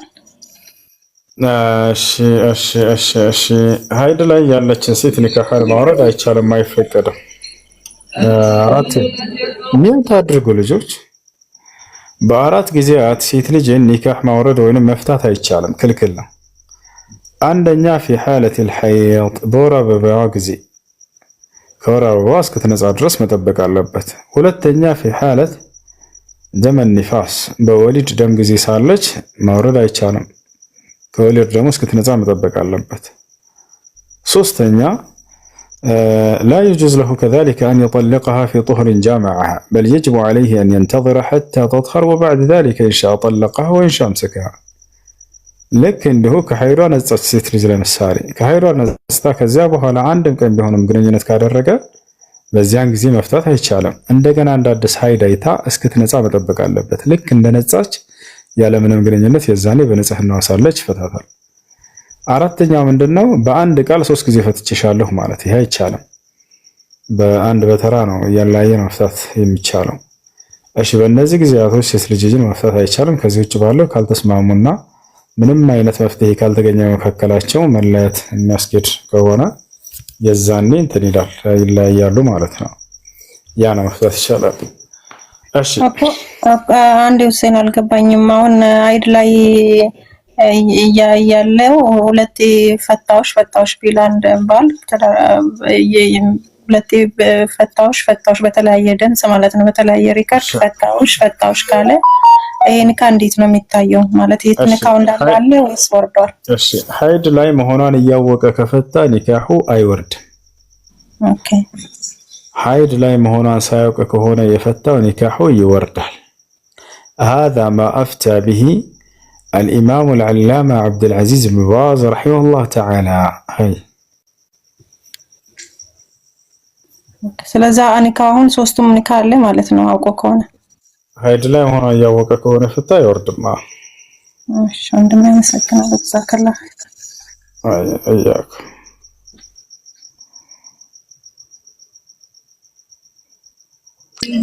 ሰላም አለይኩም ወራህመቱላሂ ወበረካቱ። ወአለይኩም ሰላም ወራህመቱላሂ ወበረካቱ። አሰላሙ አለይኩም። አንዴ ልጠይቅ ወይስ እክተለው? እሺ ልጠይቅ እንተረክሽ መሰለኝ።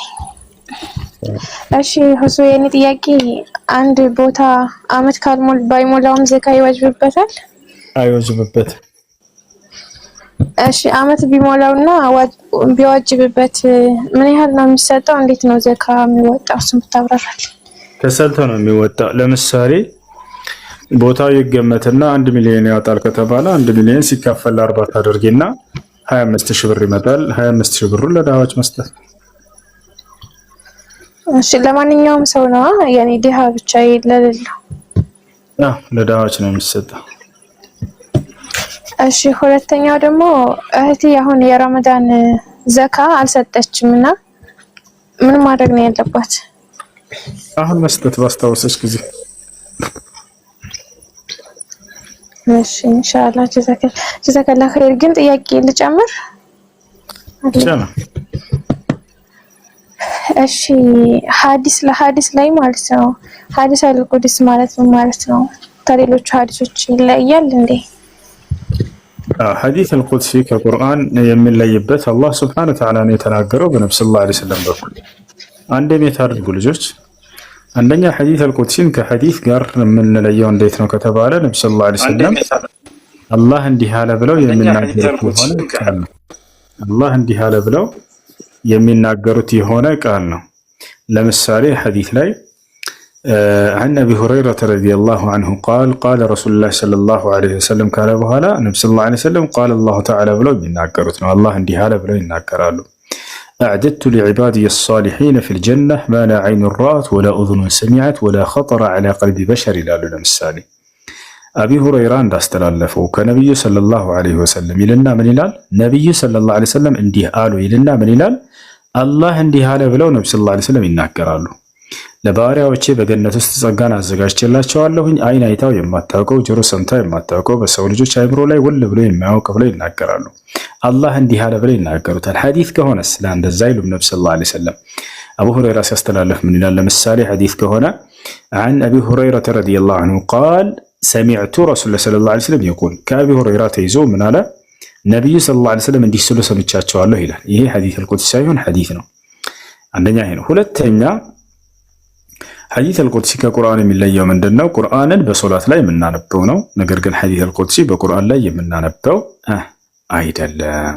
ያ ነው المتعبد بتلاوته كذلك القرآن العظيم ቁርአንን በእያንዳንዱ ፊደል ልክ እንዲሁ ቀርተን በእያንዳንዱ ፊደል ምንዳን የምናገኝበት ነው። ሐዲስ አልቁድሲ እንደዛ አይደለም። በእያንዳንዱ ፊደል አጅር የምናገኝበት አይደለም። ግን በመማራችን እርሱን አጅር እናገኛለን እንደ ቁርአን ባይሆንም።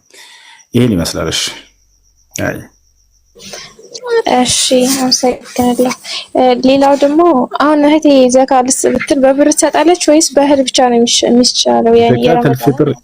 ዘካተል ፊጥር ከሆነ በእህል ነው የሚሰጠው። ነብዩ ሰለላሁ ዐለይሂ ወሰለም በእህል ስጡ ብለው ነው የደነገጉት። እሺ ሌላኛው ሶላተ ሱሁ ስንሰግድ እንትን አለው እንዴ? ተሸሁድ አለው እንዴ? ወይስ ማሰራመት ብቻ ነው? ሁለት ረካዓ እንትን ብቻ ጥያቄ አለ አይደል? አይሰማም እሱ ምን አልሽኝ? ሶላተ ሱሁ ስንሰግድ ማለት ነው። የሆነ ሶላት ተሳስተን የምንሰግደው አለ አይደል? ስንሳሳት አንድ ጊዜ ኤርፎን ላጥፋፉ በላይ ምን አልሽኝ? ምንድን ስንሰግድ ነው ያልሽኝ? አሁን ይሰማል? ኦኬ ኢንተርኔት ነው ከ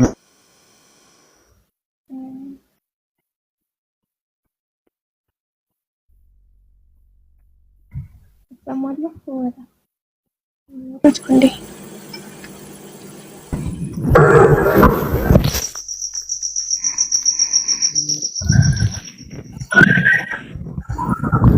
ጥያቄ አለ ይቀጥል። ተቋርጦብኝ ነበር ይቅርታ። ይሰማል ኡስታዝ? ይቀጥል።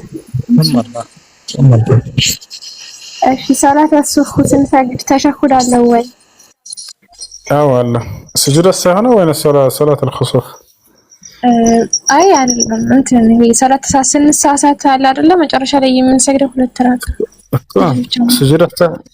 እኮ ስጁድ ሳይሆን አይዋ ስጁድ ሳይሆን አድርጋችሁ ከዛ ተሰላምታላችሁ።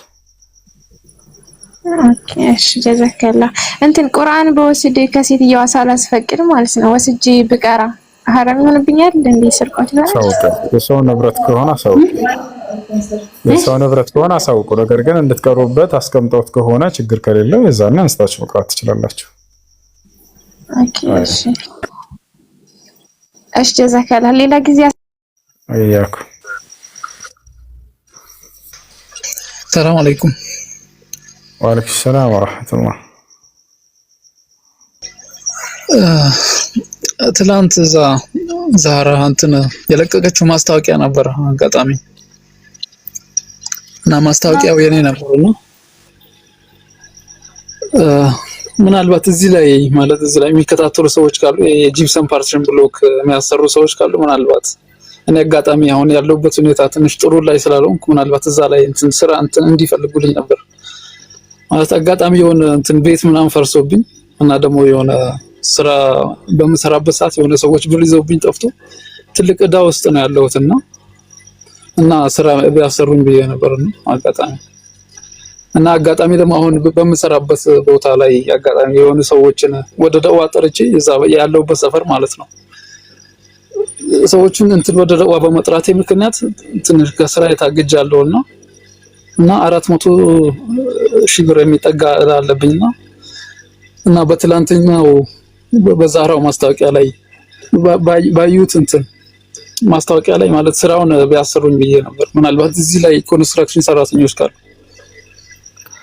ያው እንደምትሰሙት ነው ልጆች በዚህ ነገር ማገዝ የምትችሉ ሰዎች ካላችሁ ማሰራት የምትፈልጉ ሰዎች ካላችሁ አናግሩት። አይ መርሐባሽ። ሰላም አለይኩም ወራህመቱላሂ ወበረካቱ። አለይኩም ሰላም ወራህመቱላሂ ወበረካቱ። የኔ ጥያቄ አክስቴ ከባሏ ጋር ከተለያዩ 6 ዓመታቸው ነውና ሀይድ ላይ ነበረች ኒካዋን ሲያወርድላት ከትናንትና ወዳ። እሷ ያለ ኢትዮጵያ ነው፣ እሷ ያለችው ሳኡዲ ነው።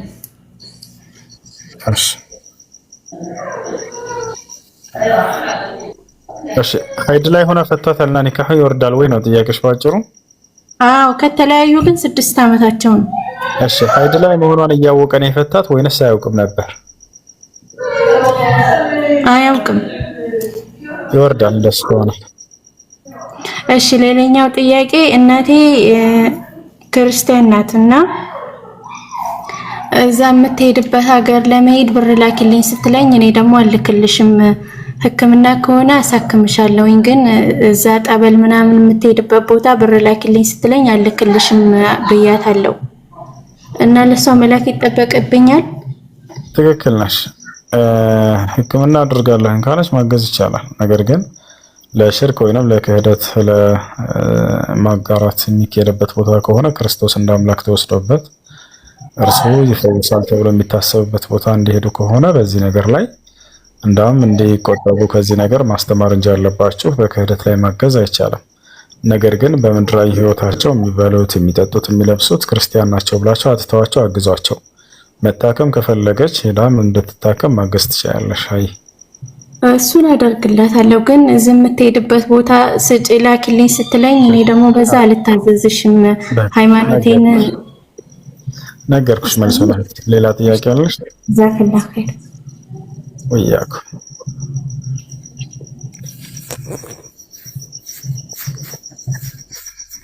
እሺ ጥያቄ አለ? ይቀጥል። ሰላም አለይኩም። ወአለይኩም ሰላም። ጥያቄ ነበረ ጠይብ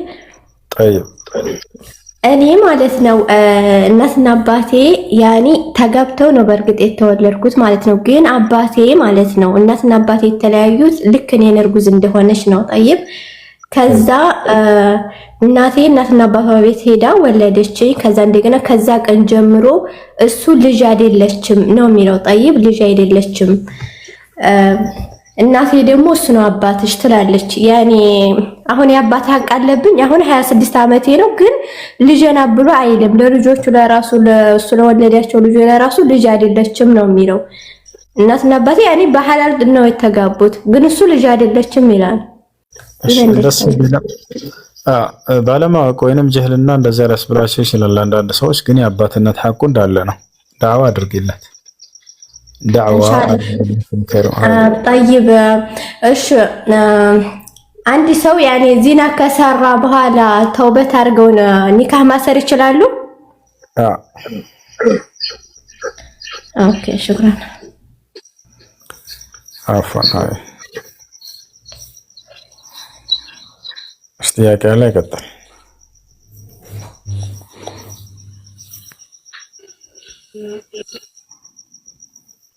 ጥያቄ ያላቸው የገባችሁ ልጆች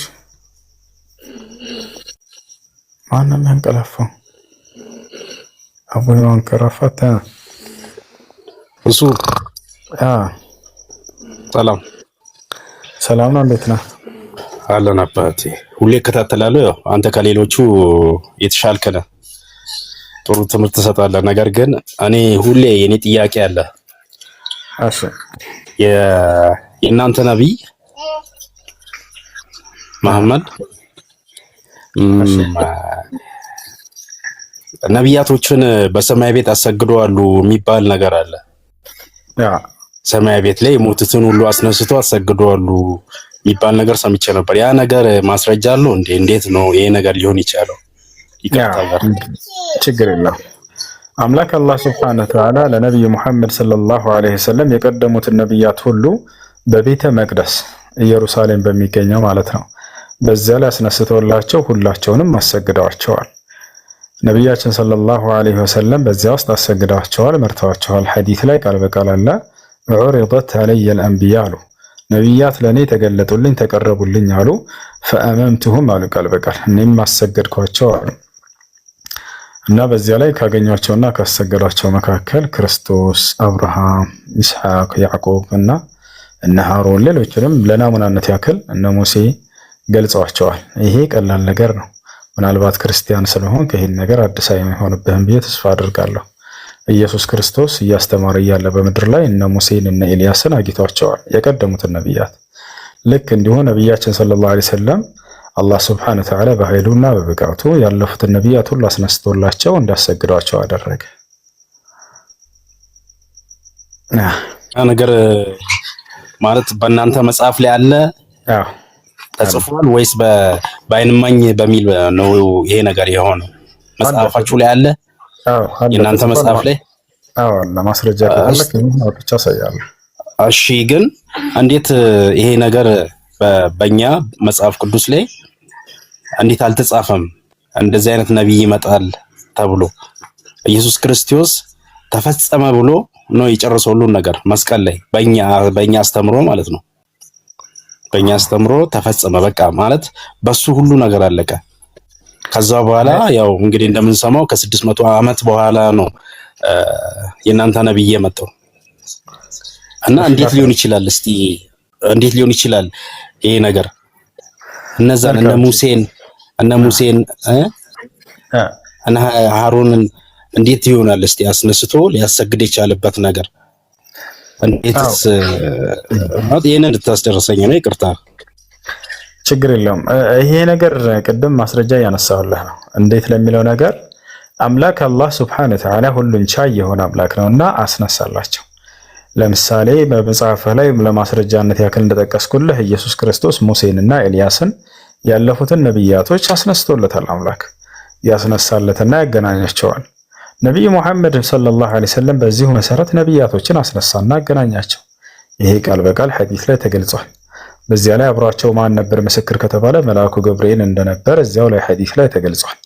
እንዲሁም ደግሞ መልአኩ ማን ነው ማሊክ የሚባለው የገሃነም ጠባቂ የሆነው መልአክ በዚያን ጊዜ ወርዶ ነበር በኢየሩሳሌም። እነዚህን ሁሉ ነብያትና መላእክቶች አግኝተዋቸዋል። መልአኩ ባያቸውም ጊዜ ሙሐመድ ሆይ አላህ ሰላም እዝነት በረከት በአንተ ላይ ይስፈን ብሎ አሰላሙ አለይኩም ወራህመቱላሂ ወበረካቱሁ ብሎ ሰላምታ አቅርቦላቸዋል። እነ ሙሴን እነ አብርሃምን እነ መሲሁን እንዲሁም እነ ሃሩንን እንዳገኟቸውም በዚያ ላይ ለናሙናነት ያክል እነሱን ገልጸዋቸዋል። ማስረጃ ከፈለክ ካህናቶች አሳያለሁ። አንደኛ ይሄ ነው። ሁለተኛ ነገር ምንድነው? እሺ አንደኛው ደግሞ መጽሐፍ ቅዱስ የመጣው ከእናንተ ከእምነት በፊት ነው። መጽሐፍ ቅዱስ እኛ የምናምነው ማለት ነው። እና ጠይቄው አንድ ወንድም ጓደኛው አለኝ ሙስሊም ነው። አንዳንዴ ይነግረኛል እና ቁርአን ከሰማይ እንደመጣና መጽሐፍ ቅዱስን ደግሞ አፕዴት እንደሚደረግ ቁርአን ራሱ የሆነ ጊዜ ላይ አፕዴት እየተደረገ ይሄ ነገር አፕዴት እየተደረገ እንደሚመጣ ምናምን ነገር ነው የነገረኝ። እንዴት ያ ነገር እንዴት ሊሆን ይችላል? ማን ነው አፕዴት እየተደረገ ሲመጣ እየተቀበለ ቁርአንን የሚሰጠው? ይሄንን እንታብራራለኝ። እሺ ቁርአን አንዴ ወርዶ ጨርሷል። ከዚያ በኋላ መቼም ከጊዜ ወደ ጊዜ የሚታደስና የሚቀየር የሚለወጥ አይደለም። ቁርአን አወራረዱ እንዴት ነው? ማን አወረደው? ከማን ወረደ? ለማን ወረደ? ለምን ወረደ? የሚለውን ባጭሩ ልንገርህ።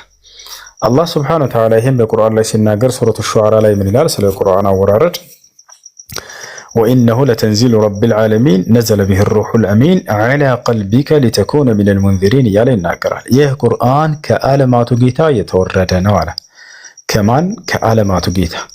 ማን አወረደው የሚለውን ቀጥሎ ሲናገር ታማኙ መንፈስ ወይንም መልአኩ ገብርኤል አወረደው አለ። ይህ ለነብያት ቃልን የሚያመላልሰው ከአምላክ ፊት ቆሞ ራሱ መልአኩ ገብርኤል አወረደላቸው። ለማን ወረደ የሚለውን ዐላ ቀልቢከ ሊተኩነ ሚነል ሙንዚሪን አለ። በአንተ ልብ ላይ ሙሐመድ አወረደልህ ከነብያቶች መካከል እንድትሆን ዘንድ አላቸው።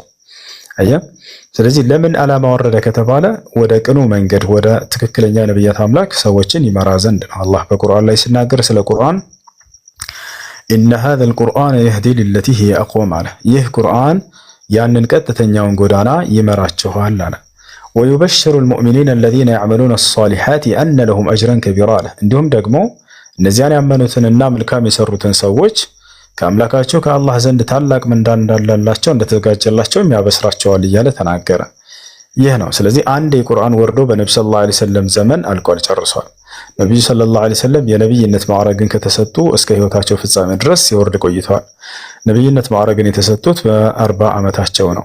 የነብይነት አገልግሎታቸውን የጨረሱት ወይንም ከዚህ ዓለም የተሰናበቱት በ63 ዓመታቸው ነው። ስለዚህ ለ23 ዓመት ያክል ቁርአን ሲወርድ ቆይተዋል። በመካ ላይ ለ13 ዓመት ያክል ነብይነትን አገልግለዋል። ከዛም ወደ መዲና ስደት አድርገው በመዲና ላይ 10 ዓመት በአጠቃላይ 23 ዓመት። ከዛን ጊዜ በኋላ አለቀ خلاص። ቁርአን ከጊዜ ወደ ጊዜ የሚታደስ ነገር አይደለም። የዛኔ ወርዶ አልቋል ማለት ነው። ይሄን ይመስላል። አመሰግናለሁ። ግን በቅዱስ ገብርኤል እናንተ ታምናላችሁ ማለት ነው? አዎ በደንብ እናምናለን። አምላክ አላህ የመረጠው መልአክ ነው ለነብያቱ። ለምንድነው ኦርቶዶክስን በገብርኤልም ታምናላችሁ በጣዖት ነው ማለት አምልኮን በሚል ይሄ ነገር አለ እናንተ ጋር? እስቲ እቺንም ብትገባበት ደስ ይለኛል። መልካም እሺ። እኛ መልአክን ለምሳሌ ገብርኤል አንተ ጠብቀን ብለን መልአኩን እኛ መጠየቅ አይቻልም። እኛ የምንጠይቀው አምላክን ነው። ከዚያ አምላክ ያን መልአክ ልኮ እርዳታን ያደርጋል በነብያት በኩል እንዲሁም ለሰዎችም ሊሆን ይችላል። ነገር ግን መጠየቅ ያለብን ማንን ነው ከተባለ መልአኩን አይደለም። ከእናንተ ጋር ችግሩ እርሱ ነው። እርሱን በስዕል ትገልጹታላችሁ። ከዚያንን ስዕል ከፊቱ እየሰገዳችሁ አንተ ገብርኤል በመንገዴ ላይ ጠብቀኝ፣ አንተ ገብርኤል እንዲህ አድርግልን ትላላችሁ። ይሄ ስህተት ነው። በቀጥታ መጠየቅ ያለብን አምላክን ነው። አምላክ ደግሞ ያንን መልአክ ልኮ ሊረዳን ይችላል።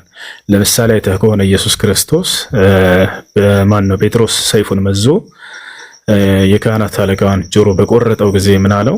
ሰገባህን አስገባ፣ ሰይፍን የሚያነሱ ሰይፍ ይነሳባቸዋልና ማን ካለ በኋላ ምን አለው? እኔ ብፈልግ አባቴን ጠይቄ የሰማይ ሰራዊት 10 መላእክቶችን እንድልክልኝ ማላደርግ ይመስልሃል አለው። ማንን ጠይቄ ነው ያለው? አባቴን ጠይቄ አለ። ያንን አንዱን አምላክ በመጠየቅ እንጂ መልአኮችን የሚልከው አምላክ ራሱን መልአኩን መጠየቅን ይሄ በፍጹም የነብያት መንገድ አይደለም። ለዚህ ነው እኛ እርሱን የምንከለክላችሁ፣ እርሱን የምንቃወማችሁ። አንዱን አምላክ እንጠራዋለን። አምላክ ደግሞ ነብያቶቹ መላእክቶቹ በትእዛዙ ስር ናቸውና እነሱን ይልካቸዋል። ለዚህ ነው ነብዩ መሐመድ ሰለላሁ ዐለይሂ ወሰለም መልአኩ ገብርኤልን ሁሌ እየመጣህ በዘይርከኝ ብለው ጠየቁት። እኔ እኮ ያለ ጌታ ፍቃድ መወርድ አይደለሁም ሙሐመድ ብሎ መሰከረ። ወማ ነተነዘሉ ኢላ ቢአምሪ ረቢክ አለ። ሙሐመድ ሆይ እኛ መላእክቶች እኮ በጌታ ትእዛዝ ካልሆነ አንወርድም ከሰማይ ብሎ ተናገረ። ስለዚህ አምላክን በቀጥታ ጠይቀን እርሱ መልአክን ይልክልናል እንጂ መልአክን ጠይቀን እንዲረዱን መለመን አይቻልም በፍጹም። እርሱ አምላክን ነው የምንጠራው። ይህን ነው። እሺ አይ በእናንተ እንትን ደግሞ ያው በብዛት መሐመድን ነብያችሁን ይቅርታ ትከታላችሁ። የሆነ ነገር ቢባል መሐመድ ረሱልላህ ይባላል። ይሄ ነገር ምን ማለት ነው? ከገብርኤልና ከመሐመድ ለእናንተ እስቲ ለእግዚአብሔር ቅርብ ሊሆን ይችላል የምትሉት ማንን ነው? እሺ መልካም። እኛ ነብዩ ሙሐመድ ረሱልላህ ስንል ቃሉ ትርጉሙ ምንድነው? የአረበኛ ቃል ነው። ሙሐመድ የአላህ መልእክተኛ ናቸው፣ ነብይ ናቸው ማለት እንጂ ሌላ አይደለም። እኛ እርሳቸውን እንጠራቸዋለን ወይ? እርሳቸውን አንለምንም። እርሳቸው እንደኛ ፍጡር ናቸው፣ ሰው ናቸው። እርሳቸው ያስተማሩን አንዱን አምላክ እንድንለምን ብቻ ነው። ነብዩ ሰለላሁ ዐለይሂ ወሰለም አንዱን አምላክ በብቸኝነት ለምኑ ብለው አስተማሩ እንጂ ወደ እርሳቸው አላመላከቱንም። እርሳቸውን የሚጠራ ስህተት ነው። እርሳቸውን መለመን አይቻልም። ማንን ነው መለመን ያለብን ከተባለ ነብዩ ሰለላሁ ዐለይሂ ወሰለም ሲያስተምሩ ኡድዑላህ ወአንቱም ሙቂኑነ ቢልኢጃባ አሉ። አላህን ለምኑ እርሱን ብቻ፣ እርሱ እንደሚቀበላችሁም እርግጠኞች ሆናችሁ ለምኑት አሉ። እርሱን ብቻ እንድንጠይቅ ነው ያስተማሩን። በሌላ ቦታ ላይ ነብዩ ሰለላሁ ዐለይሂ ወሰለም ኢዛ ሰአልተ ፈስአሊላህ ወኢዛ እስተዓንተ ፈስተዒን ቢላህ አሉ። መለመን ስትፈልግ አላህን ብቻ ለምን፣ መታገዝም ስትፈልግ በአላህ ብቻ ታገዝ፣ በፍጥረታት እንዳትታገዝ እያሉ አስተማሩ። አየህ ከአምላክ ጋር እንጂ አስተሳሰሩን በሁሉ የአምልኮ ስርዓት ከራሳቸውም ጋር ሆነ ከመላእክም ጋር ከማንም ፍጥረት ጋር አላስተሳሰሩን ነው። ይህን ይመስላል።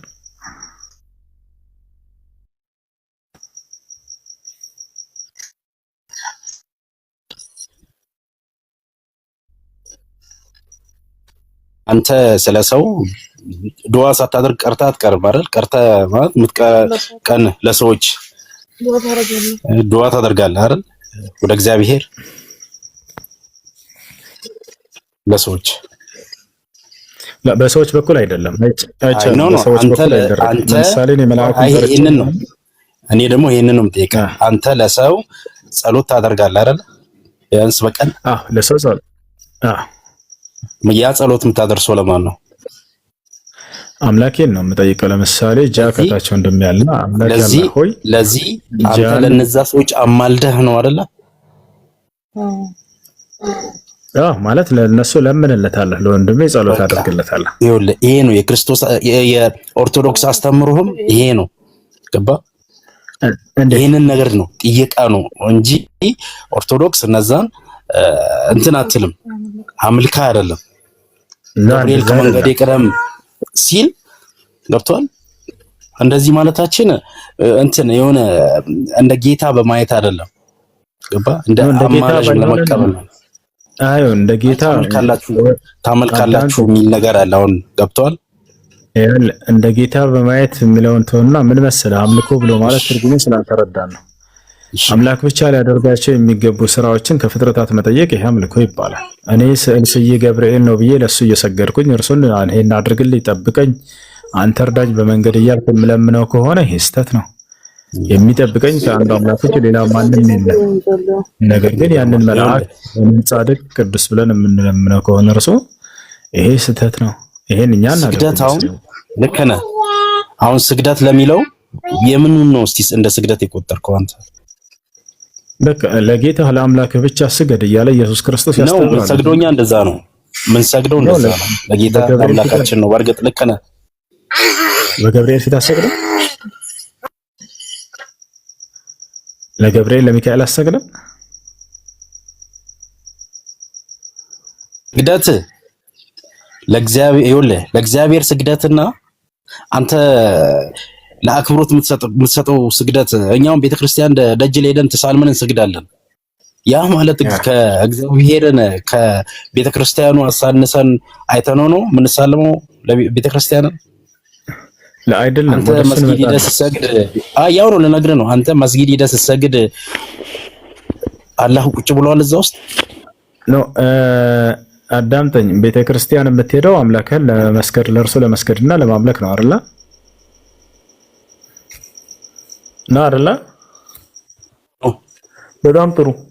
የገብርኤልና የሚካኤልን የማርያምን ስዕል ከፊትህ አስቀምጠህ ትሰግድላታለህ? አትሰግድም ለስዕሏ?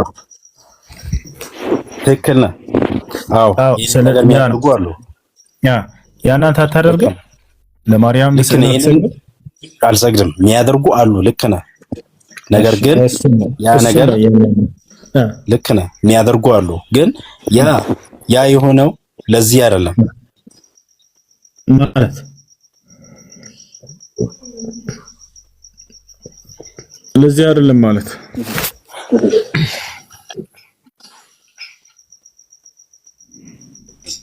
ቆረጣላ ሄሎ እየሰማሁ ነው። ለዚህ አይደለም ማለት ነው ማለት ለዚህ አይደለም ማለት ያው እንደ እኛ እንደ እግዚአብሔር ቆጥረን ወይንም ምስልን ናቸው ብለን አሰጋገዱ እንደዛ ላይሆን ይችላል ነው በእኔ አስተምሮ ነው አይደለም። ይኸውልህ እርሷን ማርያምን አንቺ ጠብቂኝ የምትላት ከሆነ ለእርሷ የአምልኮ መስዋዕትን የምታቀርብ ከሆነ ይሄ ልክ አምላክ እንዳድርገህ እንዳስከት ነው እና ስለዚህ እርሱን ነው እስላም የሚቃወመው። ኦኬ እሺ። እና እሱ ነው ተአምረ ማርያም ላይ ሌላ መሳይ ኦርቶዶክስ ነው አይደል? ነኝ። ይኸውልህ ተአምረ ማርያም ገደል ማርያም ምናምን የሚለው ነገር ላይ እኔ እነዛ አይመለከቱኝም። እኔ አላቃቸውም። ኦኬ ኦርቶዶክስ አይደለም አንተ ፕሮቴስታንት ነህ? እኔ ኦርቶዶክስ ነኝ። አንብቤያቸው አላውቅም። እኔ ኦርቶዶክስ እዚህ ቦታ ላይ ላሳየህ። ለምሳሌ ተአምረ ማርያም በአማርኛ ምዕራፍ 2 ያው እዚህ ጋር ምን ይላል? በስዕሏን ፊት ስገዱ ይላል። ለማርያም በስዕሏ ፊት ስገዱ። ለስዕሏ ያልሰገደ ግን ከቆመበት ቦታ ይጥፋ፣ ስም አጠራሩም አይታወቅ ይላል። ተመልከት። ለማርያም በስዕሏ ፊት መስገድ ግዴታ እንደሆነ ታስተምራለች ቤተክርስቲያን። የጻፈው ማን ነው? የጻፈው ማን ነው? በስዕሏን ፊት ስገዱ ይላል። ለስዕሏም ያልሰገደ ግን ከቆመበት ቦታ የጻፈው ማን ነው? የጻፈው መጨረሻ ላይ ያሳየኝ የጻፈው። ይሄ ተአምረ ማርያም መጽሐፍ ነው። ልክ ነህ። ተአምረ ማርያም የጻፈው ማን ነው? ይሄውና መጽሐፉ እዚህ ጋር ታገኛለህ። ይኸውልህ ወረደ አይደለም አይደል? ይሄ ከሰማይ ወረደ አይደለም ያን መጽሐፍ ቅዱስ ነገር አይደለም ይሄን ይለኛል። አንተ አትቀበለው? እኔ አልቀበለውም። ይሄን እኔ አልቀበለውም። አንተ ኦርቶዶክስ ከሆንክ ይሄን ትቀበል ነኝ። ኦርቶዶክስ ከሆንክ ይሄን ትቀበላለች። አልቀበል በቃ እንደሱ ከሆነ ስለዚህ አንተ ለማርያም አትሰግድም አንተ ወይ እግዚአብሔር ኦኬ ለማርያም ትሰግዳለህ አትሰግድም? የጸጋ ስግደት ሰግድላታለሁ። የጸጋ ስግደት እኮ እሱን ሰግደህ ትለምናታለህ አይደል እኮ ማርያምን ጠብቂኝ እያልክ ትለምናታለህ አይደል? ከጌታዬ ጋር እንደ አማልጅ ስለዚህ ያን ለምናታለህ። ያው ያን ስለዚህ ማርያም ይሄ አሁን ያመጣው ገድል ነው። ገብቷል? እንደ ድርሰት የተጻፈ ነገር ነው። እኔ በዚህ አልቀበልም ማለት ተስማማህ? እሱም ችግር የለውም። ግን መለመን ያለበት ማን ነው? መለመን ያለበት ኢየሱስ ማንን ነበር ሲለምን የነበረው በምድር ላይ? ኢየሱስ ክርስቶስ ማንን ነበር ሲለምን የነበረው? ማንን ነበር ሲለምን? አብን። አይዋ አይደለ? ኢየሱስ ክርስቶስ አንድ አምላክ ብሎ ያስተማረው መጽሐፍ ቅዱስ አንድ አምላክ ብሎ ያስተማረው አብን ነው አይደለ? አዎ። ስለዚህ እርሱ ብቻ ነው መለመንና መጠየቅ ያለበት ነው። መላእክትንና ግን ቅዱሳን ጻድቃን ሰዎችን የምትለምናቸው ከሆነ ያ በአንድ አምላክ ላይ መደረፍ ወይንም መደለል ይባላል። እሱን አሁን በእናንተ እሱ በእናንተ የሚመጣ መሲሁ አለ የለም? በእኛ መሲሁ መጥቶ አልቋል። የድንግል ማርያም ልጅ ራሱ ነው መሲሁ። እሱን ነው እሱን ታምናላችሁ ማለት ነው? አይሁዶች ናቸው እየጠበቁ ያሉት። መጥቶ መሄዱን ታምናላችሁ ማለት ነው? አይ መጥቶ መሄዱን ታምናላችሁ ማለት ነው? አሁን እናምናለን። ራሱ መሲህ የተባለው የማርያም ልጅ ነው።